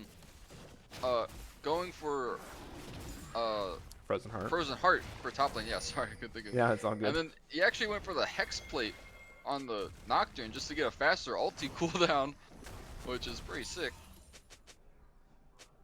Yeah, it's really strong. A Ceres Embrace first for the Ziggs as well. Yeah, just for that safety. It's really hard to actually kill him. Yeah. Yeah, Ford's gonna have to try to dash away, but he doesn't have a tower, and he walked up, surprisingly. But I don't think Mingos quite picked up on that now. Zulford's stepping up, getting down some damage. He is going to drop the ultimate, but he might be a little bit in too deep. But, P Street just getting annihilated by the Ashe. And that's going to be the Paranoia with the Galio combo. Wow. I can't even, DDS is going to get engaged on, but it's not going to be enough. That's going to be a double kill. Ford has to run away, and this could be a potential Baron setup angle. There is going to be a flash forward by Abysmal, and that Ashe ult does connect onto Anai. Anai might be in trouble. A nice double taunt by Abysmal with the pull combo from Swain, and that might just be. Oh, I thought it was gonna be an ace, but that's gonna be 4 for none. They're gonna do a dragon now, and oh my god, that was complete destruction by Mingos. So many things went wrong there for Igris. P Street flash coning himself over the wall with no flash. Basically just killed himself off the go. Lucian flashing into the Ashe ult. Oh, man. Really unfortunate stuff right there. Yeah, and they're going to get onto Soul Point with this Mountain Soul unless Ford can make the hero play, but it's a 5v1. I don't even think he's going to be able to get in. I don't even think he's going to be able to get his red buff, much less the dragon. Maybe back. Oh, he gets it. He does smite it, but is he going to get punished for this? The taunt's going to come out by Galio with the root from Sulfur. Ford might be in a little bit of danger. What a great W there by the Ziggs, and now Ford is going to fall. This Galio pick is looking really massive. I mean, honestly, all these pictures firing. Again, it's kind of hard to say because they're just up so much gold. 11k, maybe 10.5k at 21 minutes. Baron's on the table still, so that can easily go up to 12k in just a couple minutes from now. Yeah, and I feel like this all started with the Grubs play. Like, what has Shadow of Igris gotten with their 6 Grubs? Not a single tower. I don't even know if they've gotten a tower to half HP, let alone. And it is quite sad to see because, like, I feel like they weren't really out of the game, but when they entered for that 6th Grub, it kind of doomed them in a sense because P Street was so far ahead. He had 3 kills. Yeah, that's what I'm thinking because he was like 2-0-1, and then next time we got to really look at bot lane, he was down 2 levels. Yeah. And they were diving him. And I just think that's really where the game started to get messed up, where they just didn't bail him out of whatever. Lord Coffee Table looking for an engage. This is a great pick here, and that's going to be a 1,000 gold going over to. Yeah, Zolfer is going to pop the ultimate, trying to keep this fight in his favor. He's trying to keep the ultimate alive. We do have Paradoxical coming, but that's going to be an impale on the backline. But the Galio and Nocturnal go in big. That is so much CC for the Shadow of Igris to deal with, and they are just going to fall like flies. That is going to be that ace, and that could be game or Baron at least. Yeah, I mean, Ziggs has they have a Ziggs. They have a Ziggs. It might actually just be over. He's going to TP back. Yeah, he's resetting. You can TP in, yeah. Yeah, Bismarck going to take some tower shots. He's going to get down to half HP. It doesn't look like. Oh no, he's TPing bot, so they might go for a double in hit. Okay, double in hit. Yeah, that's. Yeah, they don't have time to end, but. They might not even have time to get this double in hit, but I think Igris will be up in time. Yeah, they don't even actually get the other tower there. Oh, but an eye dashing forward almost got caught by the Galio there. Let's see what Igris can do. They do have the chase. It is going to be a flash forward by Inviction, but it's not going to connect anything. And Inviction's going to get caught by the taunt, and he is just going to fall to the damage. It looks like we're in panic mode by Igris. Ford's going to go forward, potentially try to get down some more damage. And that's going to be a shutdown for P Street. P Street's going to have to flash backward, though, and Zolfer's looking forward, trying to get the Q, but he does not quite connect. But Ford is just going to get deleted by DDS. Look at the damage go through. It is a melting gun, and that's going to be a taunt onto Lord Coffee Table, but oh, a flash forward by Lord Coffee Table before the shutdown. But again, these shutdowns are going on to the tanks. The fight is still going on, but the DDS have so much damage. They don't have the ability to kill him. And that's going to be another ace for 3. Yeah. DDS is just a monster. He is ripping them apart. I mean, look at his build. It's Kraken and Bork. I mean, he is just ripping through these tanky members. I mean, he's also playing Ashe. I think that helps quite a bit. Yeah, and crucially, so much damage. All these shutdowns are going to Maokai and Skarner. It's not what like. It's good that Igris is killing them. Don't get me wrong; they need to kill them, but you really want to see these shutdowns going over to the Lucian, to the Philios. Oh, I was going to say, if we look at the gold graph as well, you can see why this is such a problem. Ashe up 5,000, Nocturne up 5,000. Swain up 4,000. Swain has more gold than Aphelios by 2,000. Yeah, this Aphelios pick is not working out. And again, it's kind of shocking because of how that early play happened where they got, 3 for 1 bot lane. It's kind of crazy how hard this game has snowballed. Zolfer unironically just bullying Ford out. And looks like we might have a fight here. Zolfer's going to pop the ultimate. Paranoia down onto the Maokai. That is a lot invested just for Maokai. But, Inviction might have stepped up. Oh, the great crash down to get out of the range. Yeah. And an eye dashing forward. He doesn't have... Oh, flash forward by Ford. What a misplay there. DDS is feeling good about himself. Now Zolfer and DDS looking great. A nice Ashlty onto Anai. Anai might be in danger. Zolfer stepping up. Zulfer is going to kill him. Zulfer is the power maker in this game. 1v1 And now the mid DDS laner. is looking for some great damage. And now Eviction is just going to fall. Can he pick up the kill on DDS? If he doesn't, it might just be game. Barry going to go down, and that is going to be the kill. Yeah, that.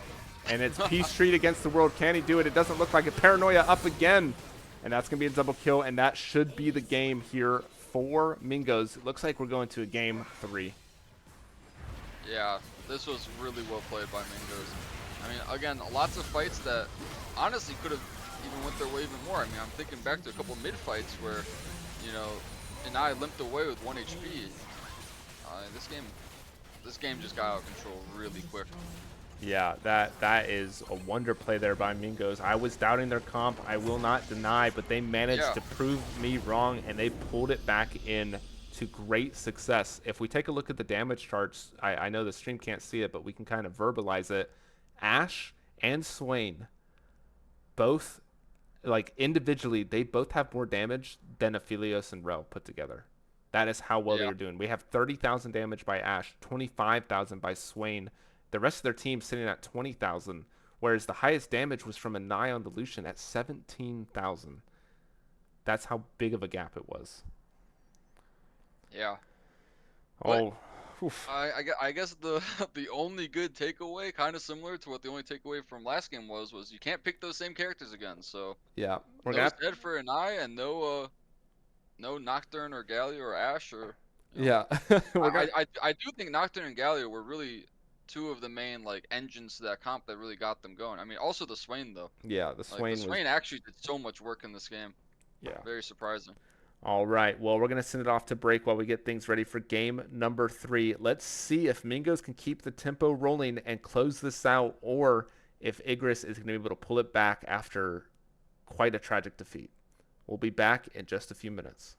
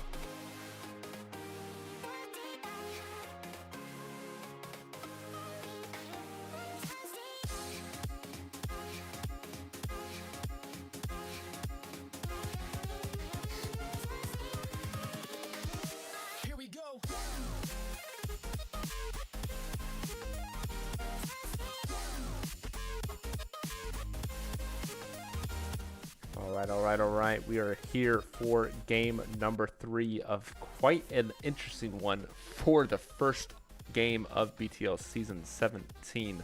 Let's see what each team has and how this Fearless Draft is going to make this game shake up. Yeah, that's what I'm really interested about, because we've seen so many of these picks really pop off, and just knowing that neither team can really go back to what's worked is pretty awesome, actually. All right. What do you want to see? What does Igris need to change? Because I felt like they had the draft going for them there, but it just fell apart. That, or we're just seriously doubting Mingos' draft plan there. Yeah, I think we may have underestimated it a little bit, but I think what they did do well, which is, again, I did kind of bring this up, played through their bot lane, and they did that fantastically last game.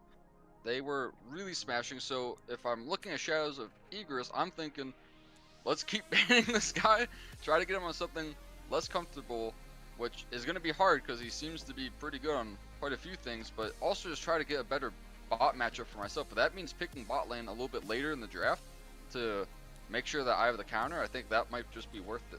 Yeah, and especially like yes, Aphelios can be strong, but Ashe is just so much stronger in the early game, and I feel like they kind of pigeonholed themselves into, like, yeah, it looked great for Aphelios in the beginning. He got 3 kills, and Ashe was behind, but then it all went awry when that fight happened, and Zulfer picked up those kills, and they kind of never fixed the wave for P Street there.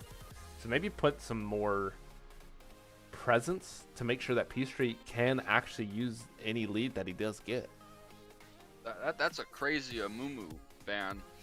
I mean, you're essentially just giving over one of the 80 carries that you were banning out in the first 2 games. Yeah, and we do have the Jinx ban. I feel like they're dropping. It might be a Draven leave open. Yeah, I think they're dropping the Draven. Which, I don't know. That sounds like a. But do you really want DDS on a champion like Kog'Maw? He's been making it great into these late games. It's hard. I wonder where they're pulling the Amumu ban from. I mean, I guess we haven't seen it in the first few games, but that's probably why. Yeah. Oh, they're actually gonna keep the Draven ban there. It looks like so. So they're leaving open the Kog'Maw. Kog'Maw is a little bit interesting. It is definitely a feast or famine, kind of like Aphelios, where if you fall behind, it can be a little doomed. There are quite a few good picks though. I mean, Ezreal's still open, Zaya's still open. You could even go something like Caitlyn, like I was talking about earlier. And yeah, Kog'Maw, which they feared it enough to ban it the first 3 games. Yeah, we are going to get the Jarvan first pick by Mingos, though. So kind of like a just stock standard jungler. Can't really punish him, can't really abuse him. Has great ganks. So a lot of safety here for Mingos. Let's see what Shadow of Igris does pull out. They need to have something crazy. They either need to go for a super powerful bot lane, like you were saying, Caitlyn Lux. Yeah. Or I think Poppy would be a great pick here. Yeah, just Jarvan. Just a full counter the Jarvan. And it also just shuts down a lot of different characters they could play, but they're looking at the Lee Sin. That is one. That is more spicy. Yeah, a lot of spice, a lot of skill expression. I'm not 100% positive how the matchup goes. Like, yes, Lee Sin can dodge the Jarvan combo, but Lee Sin has a pretty lateral movement when he does take his engage in that Jarvan can stop. Also, I wonder if we'll see an Ornn come out this game, because we've seen back-to-back tank matchups for the top side, and yet no Ornn. And they're picking the Kog'Maw away. I don't like it. I don't like it. Yeah, I agree with you. I feel like that is a massive overstep here by Shadow of Igris. I feel like they really need to have power in the bot lane to make sure that DDS doesn't get out of control. Whoa. And this is a matchup you and me have run many times. Yeah. Kog'Maw versus Twitch. We're always on the winning side. Twitch has the advantage. Yeah, Twitch has the advantage. Somehow we're always on the winning side, but Twitch does have the advantage here because Kog'Maw needs time to ramp up his DPS, whereas Twitch can just pop out of invisibility and basically 3-shot an ADC at like 3 items. And I wonder what they even pick for support here. I mean, so many of the good supports are already gone. I mean, you could go someone like Leona. Oh, they're just going to go mid here. Yeah. Find the ace pull. That is... Now they can double ban mid. I actually kind of like that. Yeah. Try to And get just some get rid of some power. of the counters that you think this guy could play. Yeah, good Oriana ban there. I don't know if it's necessarily a counter into Asol, but good combo with Jarvan. So great takeaway there by Shadow of Igris. While Mingos is going to focus on the bot lane support pool, they already took out the Rakan. They took out the Braum. I kind of want to see them take out the Leona. Like, they denied the Lulu matchup for Kog'Maw, so the best chance Igris has here, I think, is a high damage support, because you know that Lulu is going to polymorph somebody, which is going to limit your damage, and Leona is one of those supports. Yeah, I would also honestly be okay with something like Renata. Just being able to buy a lot of space and getting the attack speed steroid with the W, and also just being able to trade a little bit more aggressively. Yeah, they are going to take away the Leona, so let's see if we get the Renata. It's not bad. It could also be Emilio. Yeah, true. And get the attack range. Although I'm not sure how well that would work with the rest of the team. Oh, yeah, with Alistar, that that's could pretty work. exciting. It could work. It gets Jarvan out of these fights. It can push Twitch out of these fights, but not a lot of power when it comes to the 2v2. Yeah, I just worry. Level 1, I mean, they should get punished really hard. I think level 1. Yeah, Poppy should be really hard to play. Yeah, we do have the Poppy here. That is going to keep Lee Sin and Alistar both locked down in these fights, and the Way answer into Aurelion Sol. Away is so disgusting. It really is. I mean, trying to fight this team through a choke is going to be impossible. Like, they're going to... I mean, I guess it's actually going to be kind of hard for both teams. Like, Asol really controls, you know, small areas well. So, I don't know. This is... Oh, a little Mordekaiser talk? Yeah, we almost had the Shin, which I honestly would have loved to see Shin for the Kog'Maw. But Mordekaiser is a great pickup here. He can get Poppy out. He can get Jarvan out. He can even take out Twitch if he's close enough. Yeah. And I think Poppy struggles in that matchup. I think Poppy struggles even into the Shin, but at least like with Poppy, she can deny the taunt dash, so it looks like Shadow of Igris really didn't want to add another dash that Poppy is just good into. So we're gonna have to see what can happen here. It's a little bit different here because we've been seeing the tank versus tank like you were saying, but now we have a full-on carry here for Coffee Table. Yeah, and Coffee Table might need to carry with that, because I don't know, I think this bot lane for Mingos just has so much more like kill potential, at least in the early stages. And I think the 3v3 with Lee Sin, Alistar, Kog'Maw versus Jarvan, Twitch, Lulu, I think I would take the Jarvan, Twitch, Lulu pretty much every time. I mean, again though, we'll just have to see how it comes down. These fights have been so close that really it's a lot of execution that plays into it. Yeah, 100%. And honestly, it's hard to tell which team can execute better, because first game, complete domination by Shadow of Igris. Second game, complete domination by Mingos. So it really just comes down to all this. Like, we have to see if each team got all their jitters out, see if they're ready to play at their absolute best and pull the win in, because like it is the first week. It's not like the games matter too much, but like, you always want to start off on the right foot, and this is where it begins. Yeah, and again, it's also the manner in which they both won their first games, where it was basically a blowout for each of the teams. So hopefully this game is close, although if it's close, I can't even imagine how action-packed it's going to be, considering how action-packed the first two games were. There's been a lot of blood in these games. No care in the world for one's own life. They just want damage.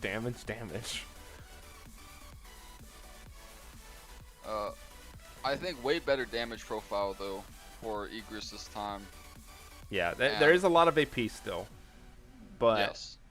You definitely have the AD threat from Kog'Maw. Like, yes, a lot of his damage comes from his W, but if he does build the AD route, it's still, he has the Blade of the Ruined King, the Rage Blade for the double activation for that, and if Poppy and Jarvan are prioritizing that MR, his Blade of the Ruined King is just going to absolutely shred through them. So we're going to have to see what Peace Street has in store for the builds, but let's go down to predictions. Who are you giving the edge here in the final matchup or final game?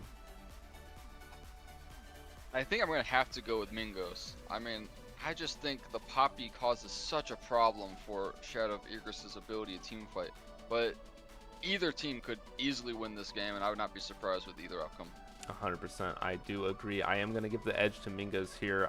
I like IG's draft much better this game, but I favor the Twitch in this matchup, and there's not a lot of tank going on for Shadow of Igris. Like, yes, you have the Alistar. Mordekaiser maybe can get an ult to take Twitch out of the fight, but that is hard to do. Twitch's range is quite impressive when he does pop that ultimate.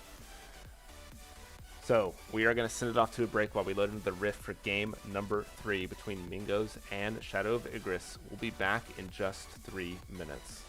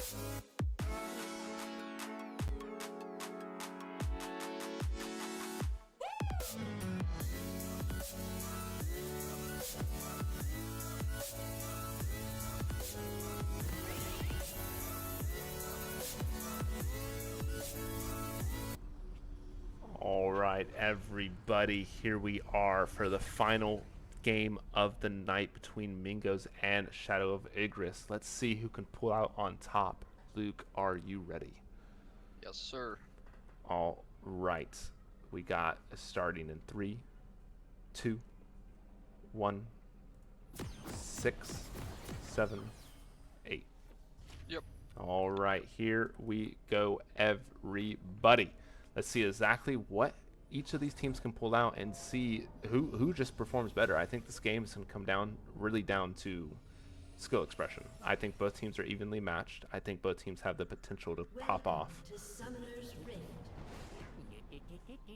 And already DDS looking for some vision. Trying to get some Yeah. intel with his Q. That's what cheekily is running by. Yeah, oh, getting down some Getting damage. some stacks though. Yeah, we've got some stackage here for an eye. Four Stardust already. It's over. It's an FF. Yeah.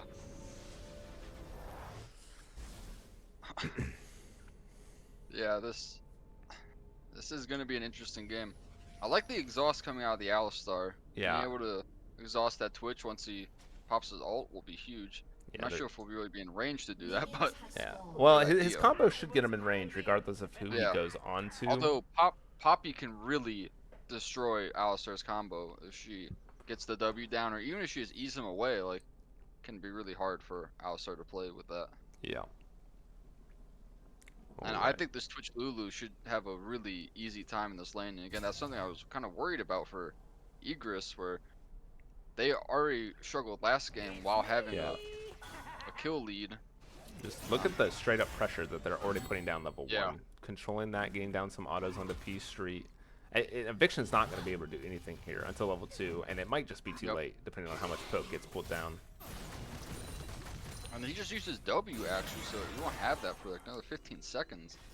I just realized I've never casted a away game. I don't know how I'm going to Yeah. cast a away game. I don't even know what the champion does half the time. So we're going to have to see what happens there. QW.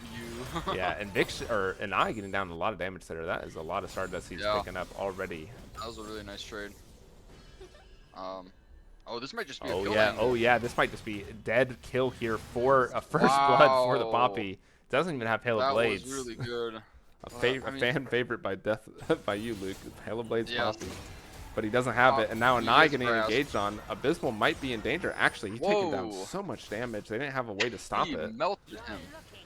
But yeah, Poppy is just one of those champs. I feel like people just sometimes don't expect the damage coming out of him or her, and yeah, it can be really Yeah, destructive. especially when it gets shoved into the wall. That's a guaranteed Q damage. That's guaranteed at least 1 auto, maybe even 2. Yep. The stun is so And long. the buckler does so much damage. But yeah, this is kind of exactly what we expected from this bot lane. P Street's already about 30% HP. He did just tick over the level, so he's about 50% now. Oh, and I looking for an aggressive trade here onto Rizona. Rizona doesn't have the cooldowns, but I think it might be a little dangerous there for Anai. He doesn't have the W for the escape, and now we have another fight brewing in the top side. A flash forward by Rizona, but a flash by Anai to dodge it. The fear does get out, and the passive by Wei is going to pick up the kill. That was so close. And now Resona trying to get engaged here by Ford, but Ford doesn't have Ford the already cooldowns. flashed onto him. Yeah, he doesn't have it. Ford might just fall. Flash forward by Wow. Abysmal, and that's going to be a kill pickup. It's a 1K gold lead at 3.5 minutes. Yeah, things are looking dire. Things are kind of falling apart for Igris here. Yeah, Nai gonna And get Nai feared is and super engaged on slow. by Abysmal. He Are might they? just not go down here? Yeah, this is In quite the minion dangerous. wave. Yeah, Wow. he's just dead again. That is an Ascension TP if I've ever seen one. He P is Street no looking for a TP. fight onto DDS. Oh, DDS is the gonna be stealth brought came low, in, and Barry though. gonna come in. They still have fuel and barriers, so even though it looks like he's really low, I mean, as long as they don't misplay, he actually has a lot of, working HP. Yeah. And now Coffee Table gonna get engaged or ganked here by Abysmal. And He's in danger. He's gonna get here. knocked up, and that's gonna be a kill again. That's 5 kills in 4 minutes. It's And a DDS is gonna get 2.5K engaged on by gold. Eviction, but Eviction is just gonna draw. DDS is still alive, but Ford's gonna pick up 1. And DDS, let's see if he can get away here. Has the stealth. Yeah. They're looking for a P Well Street. played by DDS. Oh no, P I mean- Street, what are you doing? P Oh. Street, you're just gonna die. Can he pop the E? That's gonna be a kill picked up. But crucially, P Street didn't pick up the kill there. Yeah, Lee Sin gets 2 kills, but DDS gets 2 kills, and it's a 2K gold lead already at 5 minutes. I just talked about being a 1K gold lead. That's already doubled. Everything's going perfect for the Mingos right now, but I'm kind of the opposite for Yeah. Igris. Igris in a bit of trouble here. This is a dangerous spot to be in game 3, especially into a comp like this. And look at DDS, invisible, roaming up on Anai. Can they get it? He's stepping up. They have the movement speed. Anai's gonna get CC'd, and what a great gank by DDS. He is the jungler now. He is the god of the Rift, and he is crushing Shadow of Igris. Yeah. This is so bad for Anai. I mean, he might be able to get back and catch most of this wave, actually. He's kind of lucky that's a cannon minion wave. So he shouldn't lose everything, at least. But, yeah. Each time they get a kill, I mean, they're just getting farther and farther ahead. Yeah, and Poppy just looking for these aggressive trades. DDS is going to get comboed by Eviction, but P Street is kind of afraid to step up. There's so much damage just coming out. Look at that, half HP. Yeah. Oh, and now Arizona's here And with the his gank wave. of his own, and that is going to get CC'd by an Eviction. Eviction's going to fall, and that is Wow. another kill picked up by DDS. Yeah. Oh, P Street What was I might be gonna in say? danger. They Really have nice the polymorph. Zolfer is going to start tanking. P Street is just going to fall, and they're not going to even pick up a trade. That was really good tower aggro management right there. Yeah. Zolfer not dropping it until, you know, the kill was already secured. And again, it's their bot lane's just kind of running the show. I mean, even though there's been so many good plays for the mid lane, and still this bot lane has 5 kills right now. Yeah, Ford trying to make some plays of his own. He's going to go forward. The ult from Azel's going to miss, but they're going to get the Nice knockup with the drone. combo. Can they finish off Rizona? Rizona is going to fall, and that's going to be a kill picked up for Anai. That was a really nice roam by Inviction here.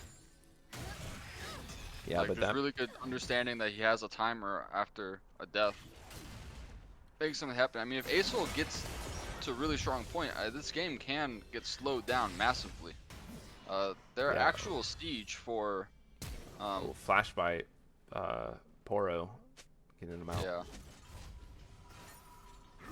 Yeah, good to get the summer spell out, but I'm not sure that will really. Yeah, I think things are looking Yeah. rough in the top lane. Things Yeah. are looking rough in the bot lane.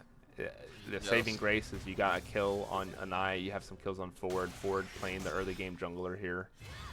So we have to see if he can really push this alive. But Street or Poro is going to go in onto Lord Coffee. The Death Realm is going to get dropped. Let's see if Lord Coffee can pull it together. He is looking for that flash forward Oh, there. the He flash knows in. Poro doesn't have the ultimate, and that's going to be a solo kill Wow. for Coffee Table. That was really close. Even though he has the Conqueror, the healing barely comes in. It's just enough. Yeah, Gets the kill. Super clutch to kind of it was needed. start the claw back. Yeah. Yeah.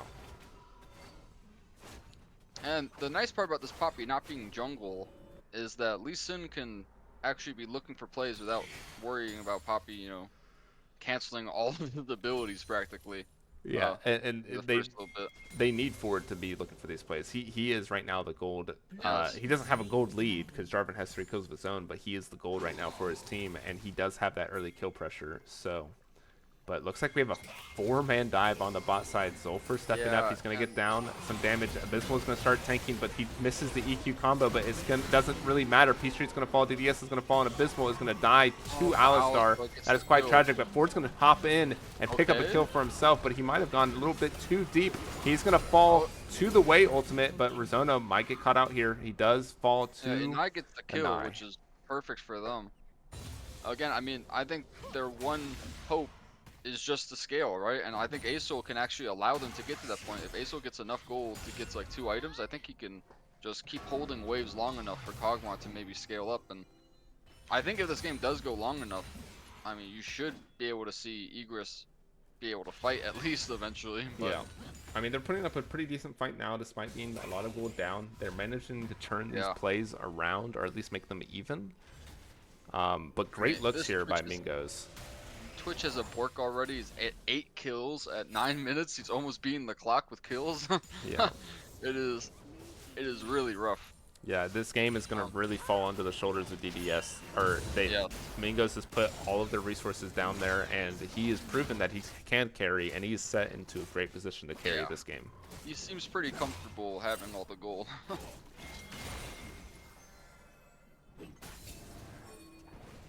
All right, Eviction stepping up.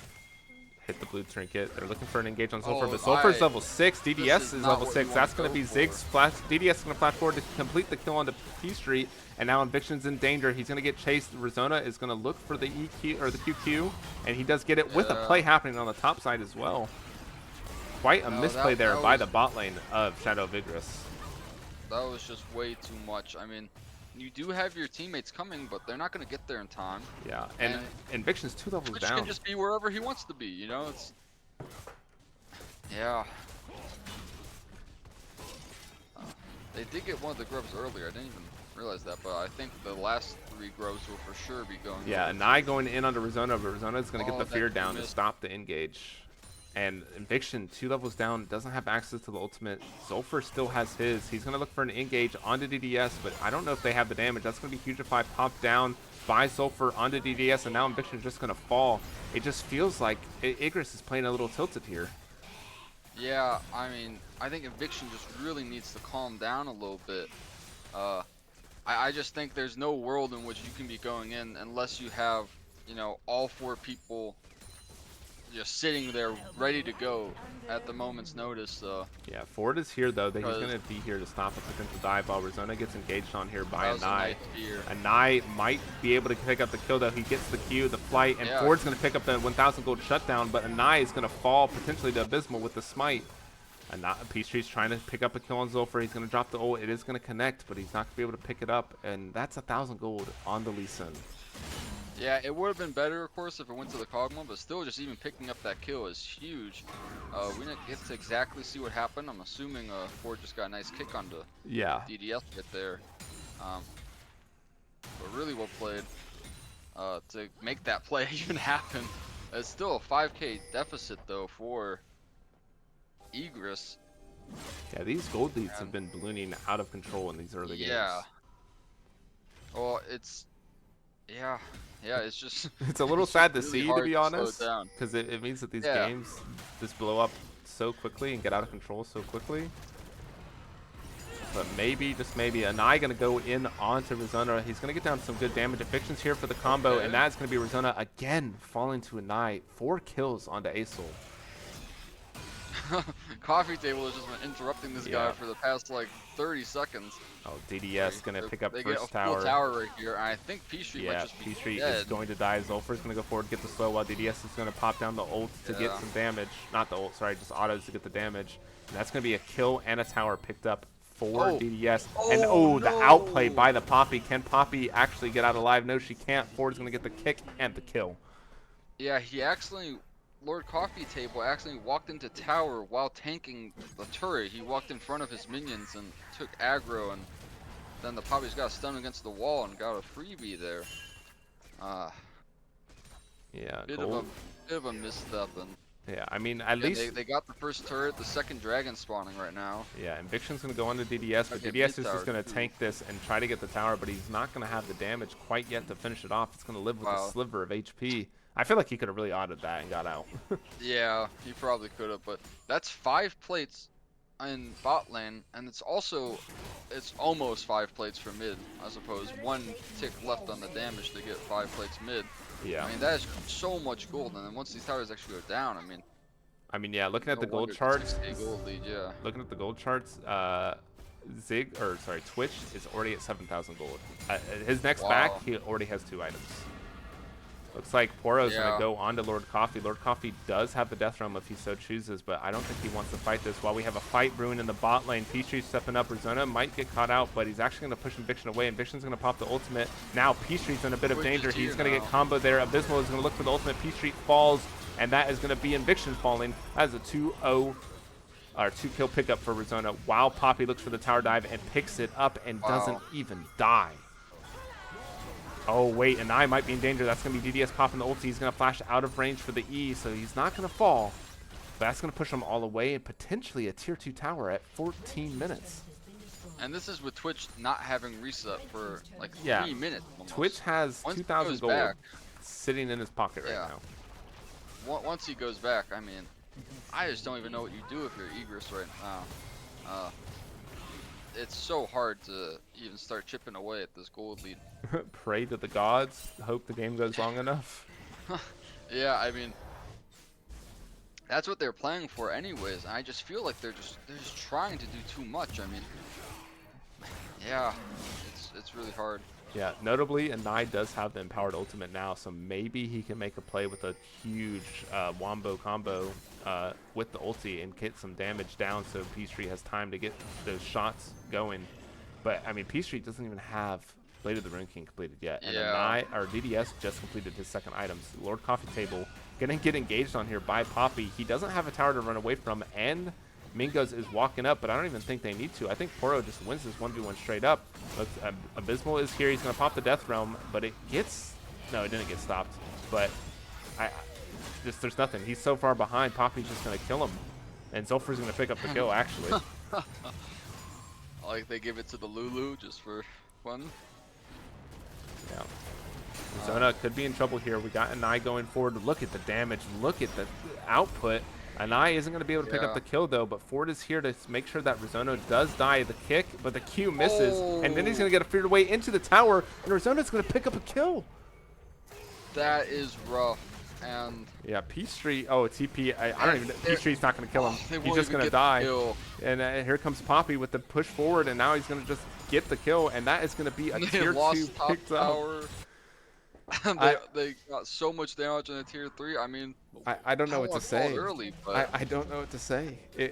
It's looking hopeless. It's looking dooms, I think is what you're wanting to say. But DDS is going Yeah. to get engaged on. The combo's going to pop down, and Nai's going to drop the ultimate. But the flash forward by DDS to get him out of range. He's not going to fall. There's so much damage, but they just don't have enough.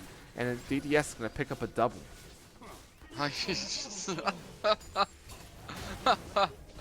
A little ward spam. DDS is invisible backing, but I don't know. I don't know Table's what here. Lulu's doing here. I don't Yeah. know if she just didn't realize that was a Lee Sin. Yeah, but Is she's she gonna get away? Dodge yeah. the Q. Oh, the Q Pops the misses. flash, I mean, dodges if the he- Q, gets the fear. This could be a turnaround. Ford might just be dead. He might be falling, but P Street has come to save the day to keep his jungler alive.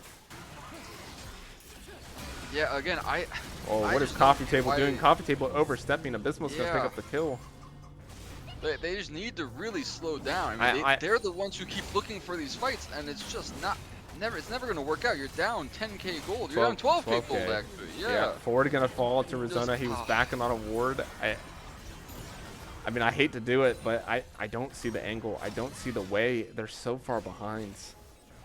Yeah, this game is pretty much completely over. I just the rate at which this Twitch is scaling. I mean, he's gonna be at 5 items by like 24 minutes. I mean, Yeah.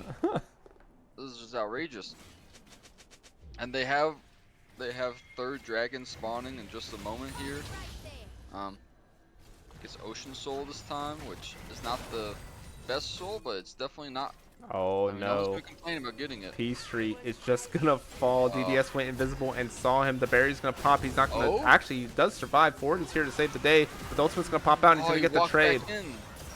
But they do pick up the kill. They do get the shutdown. Again, Yeah, but gold not on the Ford- greatest target. Ford gets the shutdown again, and this Lee Sin's doing damage. There's no doubt about that. But will he actually be able to do damage in these fights? Like, and there's just so much Ways to so stop many him. problems for him. Yeah, there's Yeah. Poppy, there's Hui, there's Lulu. Like, if Lulu's ever with Twitch, I just don't see how Twitch actually dies, unless every single ability goes on to him. Yeah, but if every ability Actually, goes that's on to pretty him, realistic. the rest of his team is Then fed it's- enough to where yeah. it doesn't matter. Exactly. The Hui will be doing too much damage. I mean, even the Jarvan at this Yeah. point, 2 items, Poro Sunder looking Fly for and the Eclipse. Like, Yeah, Poro looking for some aggressive trading. He is in a 1v4. He does knock away Mordekaiser, but I don't know if that's going to matter. Inviction's going to get the combo. Flash by Poro to get away from the ultimate from Anai, but it might be too little too late. And P Street is here, and they're going to give a kill, and that Nice. is a shutdown. that is how you get back into this game. You get picks like that, you get some gold back onto your main carry. I mean, again, I suppose theoretically, if Kog'Maw did get enough of these shutdowns or get enough gold to match items with Twitch, I mean, the game is winnable. I think once Baron is spawned, and they're just gonna be able to hit it right on spawn. I mean, there's just no way for them to for Igris to really contest Mingos right now. Yeah, I mean, they do Yeah. have Anai. Anai is strong. 2 items, full tier stacked up, but DDS is such a problem for them. They're going to get down some damage. Ford's going to look for a play onto Rizona, but Rizona's not going to die quite yet. He does get the kill, and that's going to be polymorph, or sorry, ultimate from Lulu to keep him alive, but here comes Ford with the great damage, Okay. and now DDS might be in trouble. That's going to be a double kill for Ford. All these kills going over, but Abysmal is going to get the ultimate. Jarvan 3-man coming way stuck too in. late. Yeah, Jarvan's there a little late, and now that might have been a turnaround fight here for Igris. They might have a shining hope here Yeah, to keep the game that alive. was huge.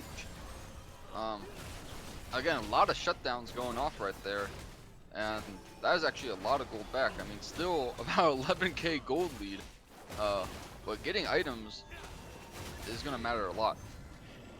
Yeah, a lot of this gold is on DDS, is on Poro, but I mean, DDS is squishy, and as you saw there, Lulu didn't use the ult on DDS. Lulu used the ult to save Rizona, but it wasn't quite the target. I think you let Rizona die and you keep your true carry alive. Yeah, they're also just getting a little bit too overconfident.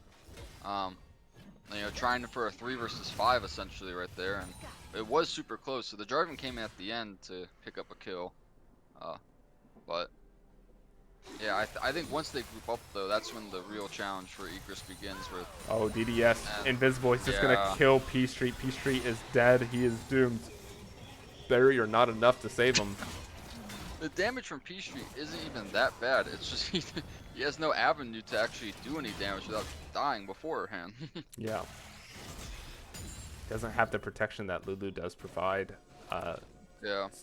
And that's why Twitch can make these aggressive plays. He knows he has Lulu. They have the polymorph. They have the whatever. What is their old growth spurt? Yeah, wild growth. They have wild growth to keep them alive.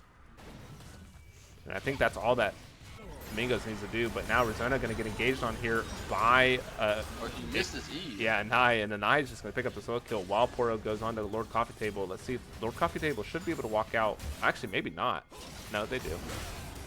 Eviction looking for a combo, and now P Street's up top. They don't have DDS crucially, but I don't know if Shadow of Igris knows this. Yeah, over chasing into the jungle is really hard to justify if you're Igris. But they are chipping away at the gold lead. It's now a 10k gold lead, about. Yeah. And they're clawing it back. It's quite impressive, really. It is quite impressive because I kind of thought the game would be over by now. Yeah. Like I thought they were gonna just hit Baron on spawn. But now Ford might be in a little bit of trouble. DDS is sending invisible. Sulfur's gonna look for the combo, and Viction's gonna get the combo onto Sulfur to kind of keep him CC'd, and the TPs are coming in, and now all 5 members of both teams are in. TPs out. That's actually so massive. Yeah, now but actually Rizona. pressure the sideways, but they're just gonna hit the Baron, and wow, and now it got dropped to half. His recall is going to be so delayed because of he does have TP though. Crucially, he can get back in here. Rizona is going to get engaged in here by Ford. Ford's just trying to get down some damage, and that's going to be Twitch topping the queue. See the Twitch now. Yeah. You can actually mark him and try to. Oh, and Viction's going in for the double combo. They're trying to get. Yeah, they don't have their DPS there, but DDS is going to pick up a kill, and Viction went in there a little early, trying to push them away. Now Rizona's going to get engaged on Lord Coffee Table, looking for a trade of his own, but DDS is going to flash forward. Yeah, P Street's going to fall. Rizona's going to get the kill, and that is going to be not quite an ace. Ford is still alive. Let's see if he can make the hero play. They don't know where he's at, but they have the Poppy to stop. Yeah, Poppy should be able to stop him, but Ford's going to go in a little too early, and it's not going to be enough. That is ace and Baron.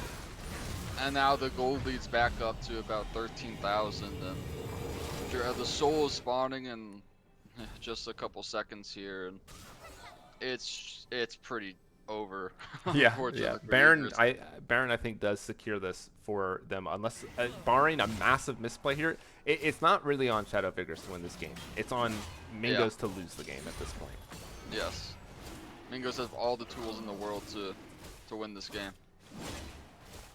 Yeah. All right. Twitch is now at 3.5 items. You know, Quay's at 3 P Street items. doesn't even have Rage Blade done. Yeah. It's unfortunate that this game was pretty one-sided. Yeah, Ocean Soul secured by the side of Mingos. We'll have to see a pick on DDS, maybe? It's so hard to just really look at this. It would kind of have to be just DDS kind of trying to 1 versus 5, and that just buying them some time. I don't really see the angle otherwise. Yeah, and I don't think he's close to a Mega ult yet, which is pretty crucial here for the final fight that is about to break. Now Lord Coffee just might Lord die Coffee to Rizona. Yeah, that is a solo kill. It's 4v5. All lanes are pressured. Baron is up. This could be a game-ending push right here. And even if it isn't, it's at least 3 inhibitors, and I'm not sure. But I mean, it doesn't really matter what he does. He can kind of just run around if he wants. Yeah, they are going to get this top inhib. So much, 15k gold lead now. A nice trying to keep the game alive, but it's just I don't think he has the damage. He still doesn't have the ultra ultimate, so he doesn't have like all the tools he needs to try to pull this game back from the brink of destruction. And that is going to be bot inhib pressured. Rizona should be able to get that. They're going to break the middle inhibitor, and that's going to be all 3 inhibitors falling in quick succession.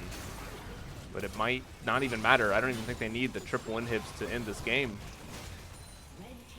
Let's see what they can do. Eviction looks like he's looking. He's trying to get the combo. He gets a flash combo to knock up 2, but DDS is free firing in the backline before it's going to get the flash ultimate to get DDS in deep, but I don't know if they have enough. That is going to be him falling while Mordekaiser and Eviction are trying to keep the game alive.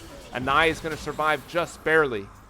Little coffee table pops the ultimate on the Poro, but he's so low, I don't even think it matters. I don't even think he's going to kill Lord Poro in the ultimate. Killing him so much. Yeah, Poro's going to get the kill, and now it is a 4v1, Anai against the world, and I just don't think he has it. I don't think he knows what he can do, and that is going to be the series for Mingos. That was a crazy way to finish it off. I mean, they really stamped their mark on this series. Yeah, that was quite the I mean, dude, Rizona, more damage than DDS in that game, which is wild to even think about. That is pretty crazy. I mean, that's kind of what Hui does, though. He does so much AoE damage. He's just hitting everyone at once. It's crazy how strong he was. All right, well, the time has come. Who is your MVP for Mingos? Because that is who's going to get the interview for today. Oh, I would probably have to give it to DDS. I would agree. His game 2 and 3, and even his game 1. I mean, even though they did lose that game, I thought he was their only hope. Yeah. All right, we're going to pull DDS in here, get some interviews going on. Hello, DDS. Congratulations on your day 1, week 1 win against Shadow of Igris. How are you guys feeling about that series? We're feeling great. Feeling great about that series. Game 1, morale was a little low. Not gonna lie, I was quite scared of their mid laner because he was kind of destroying us. But I'd say we pushed our leads pretty well in other lanes. Yeah. So yeah, I would agree. How does it feel doing a true fearless draft? It's something I've never experienced. It looked like, honestly, some of the draft, like game 2 draft, we were kind of feeling like it was kind of all over the place, but you guys managed to pull it together. Was that exactly how you guys wanted to draft, or were you guys struggling a little bit because of the fearless draft? I'd say we're pretty intentional with our draft. Like, we're looking to play around the Nocturne, and I mean, our support plays everything in the game because he's a beast. So he decided Swain was the pick for that game, and it looks like he was right about that. All right. And Swain did go hard in that game for sure. Yeah, and last question from me, and then I'll pass it over to Death by Video Game. How did you guys feel about your opponents going into this? Like, did you guys? I know schedules popped up a little bit like last minute, so I'm assuming prep time was very short notice. Did they do what you guys kind of predicted, like pick wise, gameplay wise, or were you guys just kind of really just going with what was gut instinctual, what you guys felt was best in the moment? I feel like us bot lane, we just played off of instinct, I'd say. Like, we didn't expect the Zed to completely take over the game 1. So we kind of just had to react based on how well he was playing that game. Okay. So we kind of had to push our leads harder in the other lanes so he wouldn't take over as much. All right. And Death by Video Game, do you have any questions for our MVP for this series? I mean, not really. Just congrats on winning, and you played like a monster, man. It's all my team, dude. My team played super well all those games. You guys put in the arena tournament, right? Yeah, me and the support did. Okay. How did y'all do? I think we won. Yeah, I was like, I'm pretty sure these guys won the arena tournament. There was like a bug with Varus in Arena though. Like whenever you'd press E, he'd just get like 1600 AD and AP. Was that the first arena tournament that we did too, maybe? I believe so, yeah. Yeah, okay. Yeah, I was like, I feel like I remember these two. And then I think, were you part of the original Mingos squad that played like into BTL a few years ago? No. Okay. I think a few people on your team were. Yeah, Zulfer was, and I'm not sure about the others. I think TJ Lanier. I think I've seen that name before. Yeah, TJ was as well. Okay, so it's this year first time actually competing in the actual like BTL season outside of just our like off-season things. Yeah. Okay. All right. Well, welcome. Yeah. Nice to glad you guys got to see us all in our scuffed last second glory. Well, I mean it's really well produced for it being last second. It's super fun. Yeah, to play as well. Literally, I am honestly very surprised. I was literally not here. I was literally already out at like my game nights I do on Friday when I got the message saying, "Hey, we're gonna play tonight." I'm like, tonight. I'm literally not even home. Like I can't get home right now. Yeah, I'm a professional, Ito. What can I say? Yeah, like honestly, whenever I got the notification on my phone that BTL was going live, I was like, wait, what? They did it? Yeah. Wait, what? I was very surprised that you guys were able to pull this out. I'm very happy.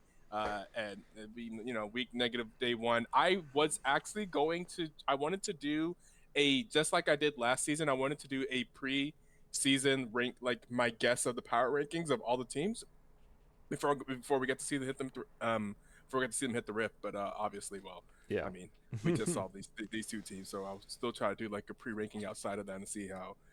I'll try to be agnostic of this game, but that's probably impossible. Yeah. Good. It was quite a series. The games were all over the place. It was like pure domination. Yeah, really. All 3 games. There was no close game. It was you were winning 5 Right. minutes or you were losing. I was able to tune in for a little bit of the first game on my phone when I saw you guys first go live, and I just saw like Anai was like 15-1 on Zed. And I was like, oh, they probably have no idea who Anai is. Former league MVP of BTL. Yeah, like Anai played like, what was that? Like 2 years ago or something? Frostbite, did you play when Anai played? Were you one of those people that Anai played? I don't quite remember. It's okay. Been, So if you don't recognize, I'm not sure if you recognize the name or not. Yeah, I recognize the name. I just don't remember when I played against him. He was a really strong mid lane player. A few seasons ago, we gave him MVP of that season whenever we were doing MVPs. And I was like, oh, Anai, when did he just came back from the depths? Yeah. I guess someone is still connected to Anai. I hadn't seen Anai around here in a long time. All right. So that was cool to see. Yeah, well, congratulations, UDS, on your guys' Week 1 game or Series 1 win. And big thank you and shout out to Death by Video Game coming last minute to help me cast this. And Huge. I hope we're ready for a great season. We're in BTL Season 17. It's long time running, and we're here. We are ready. It took a little bit to get this started, but we're going to have a banger season. And I want to thank everyone out there for watching and supporting BTL. And we will catch you guys, I believe, tomorrow. I'm not actually sure about the times that are available because a bunch of schedule changes because of last minute scheduling. But I'm pretty sure we do have a game tomorrow, and we will see you guys there. We'll catch you guys on the flip.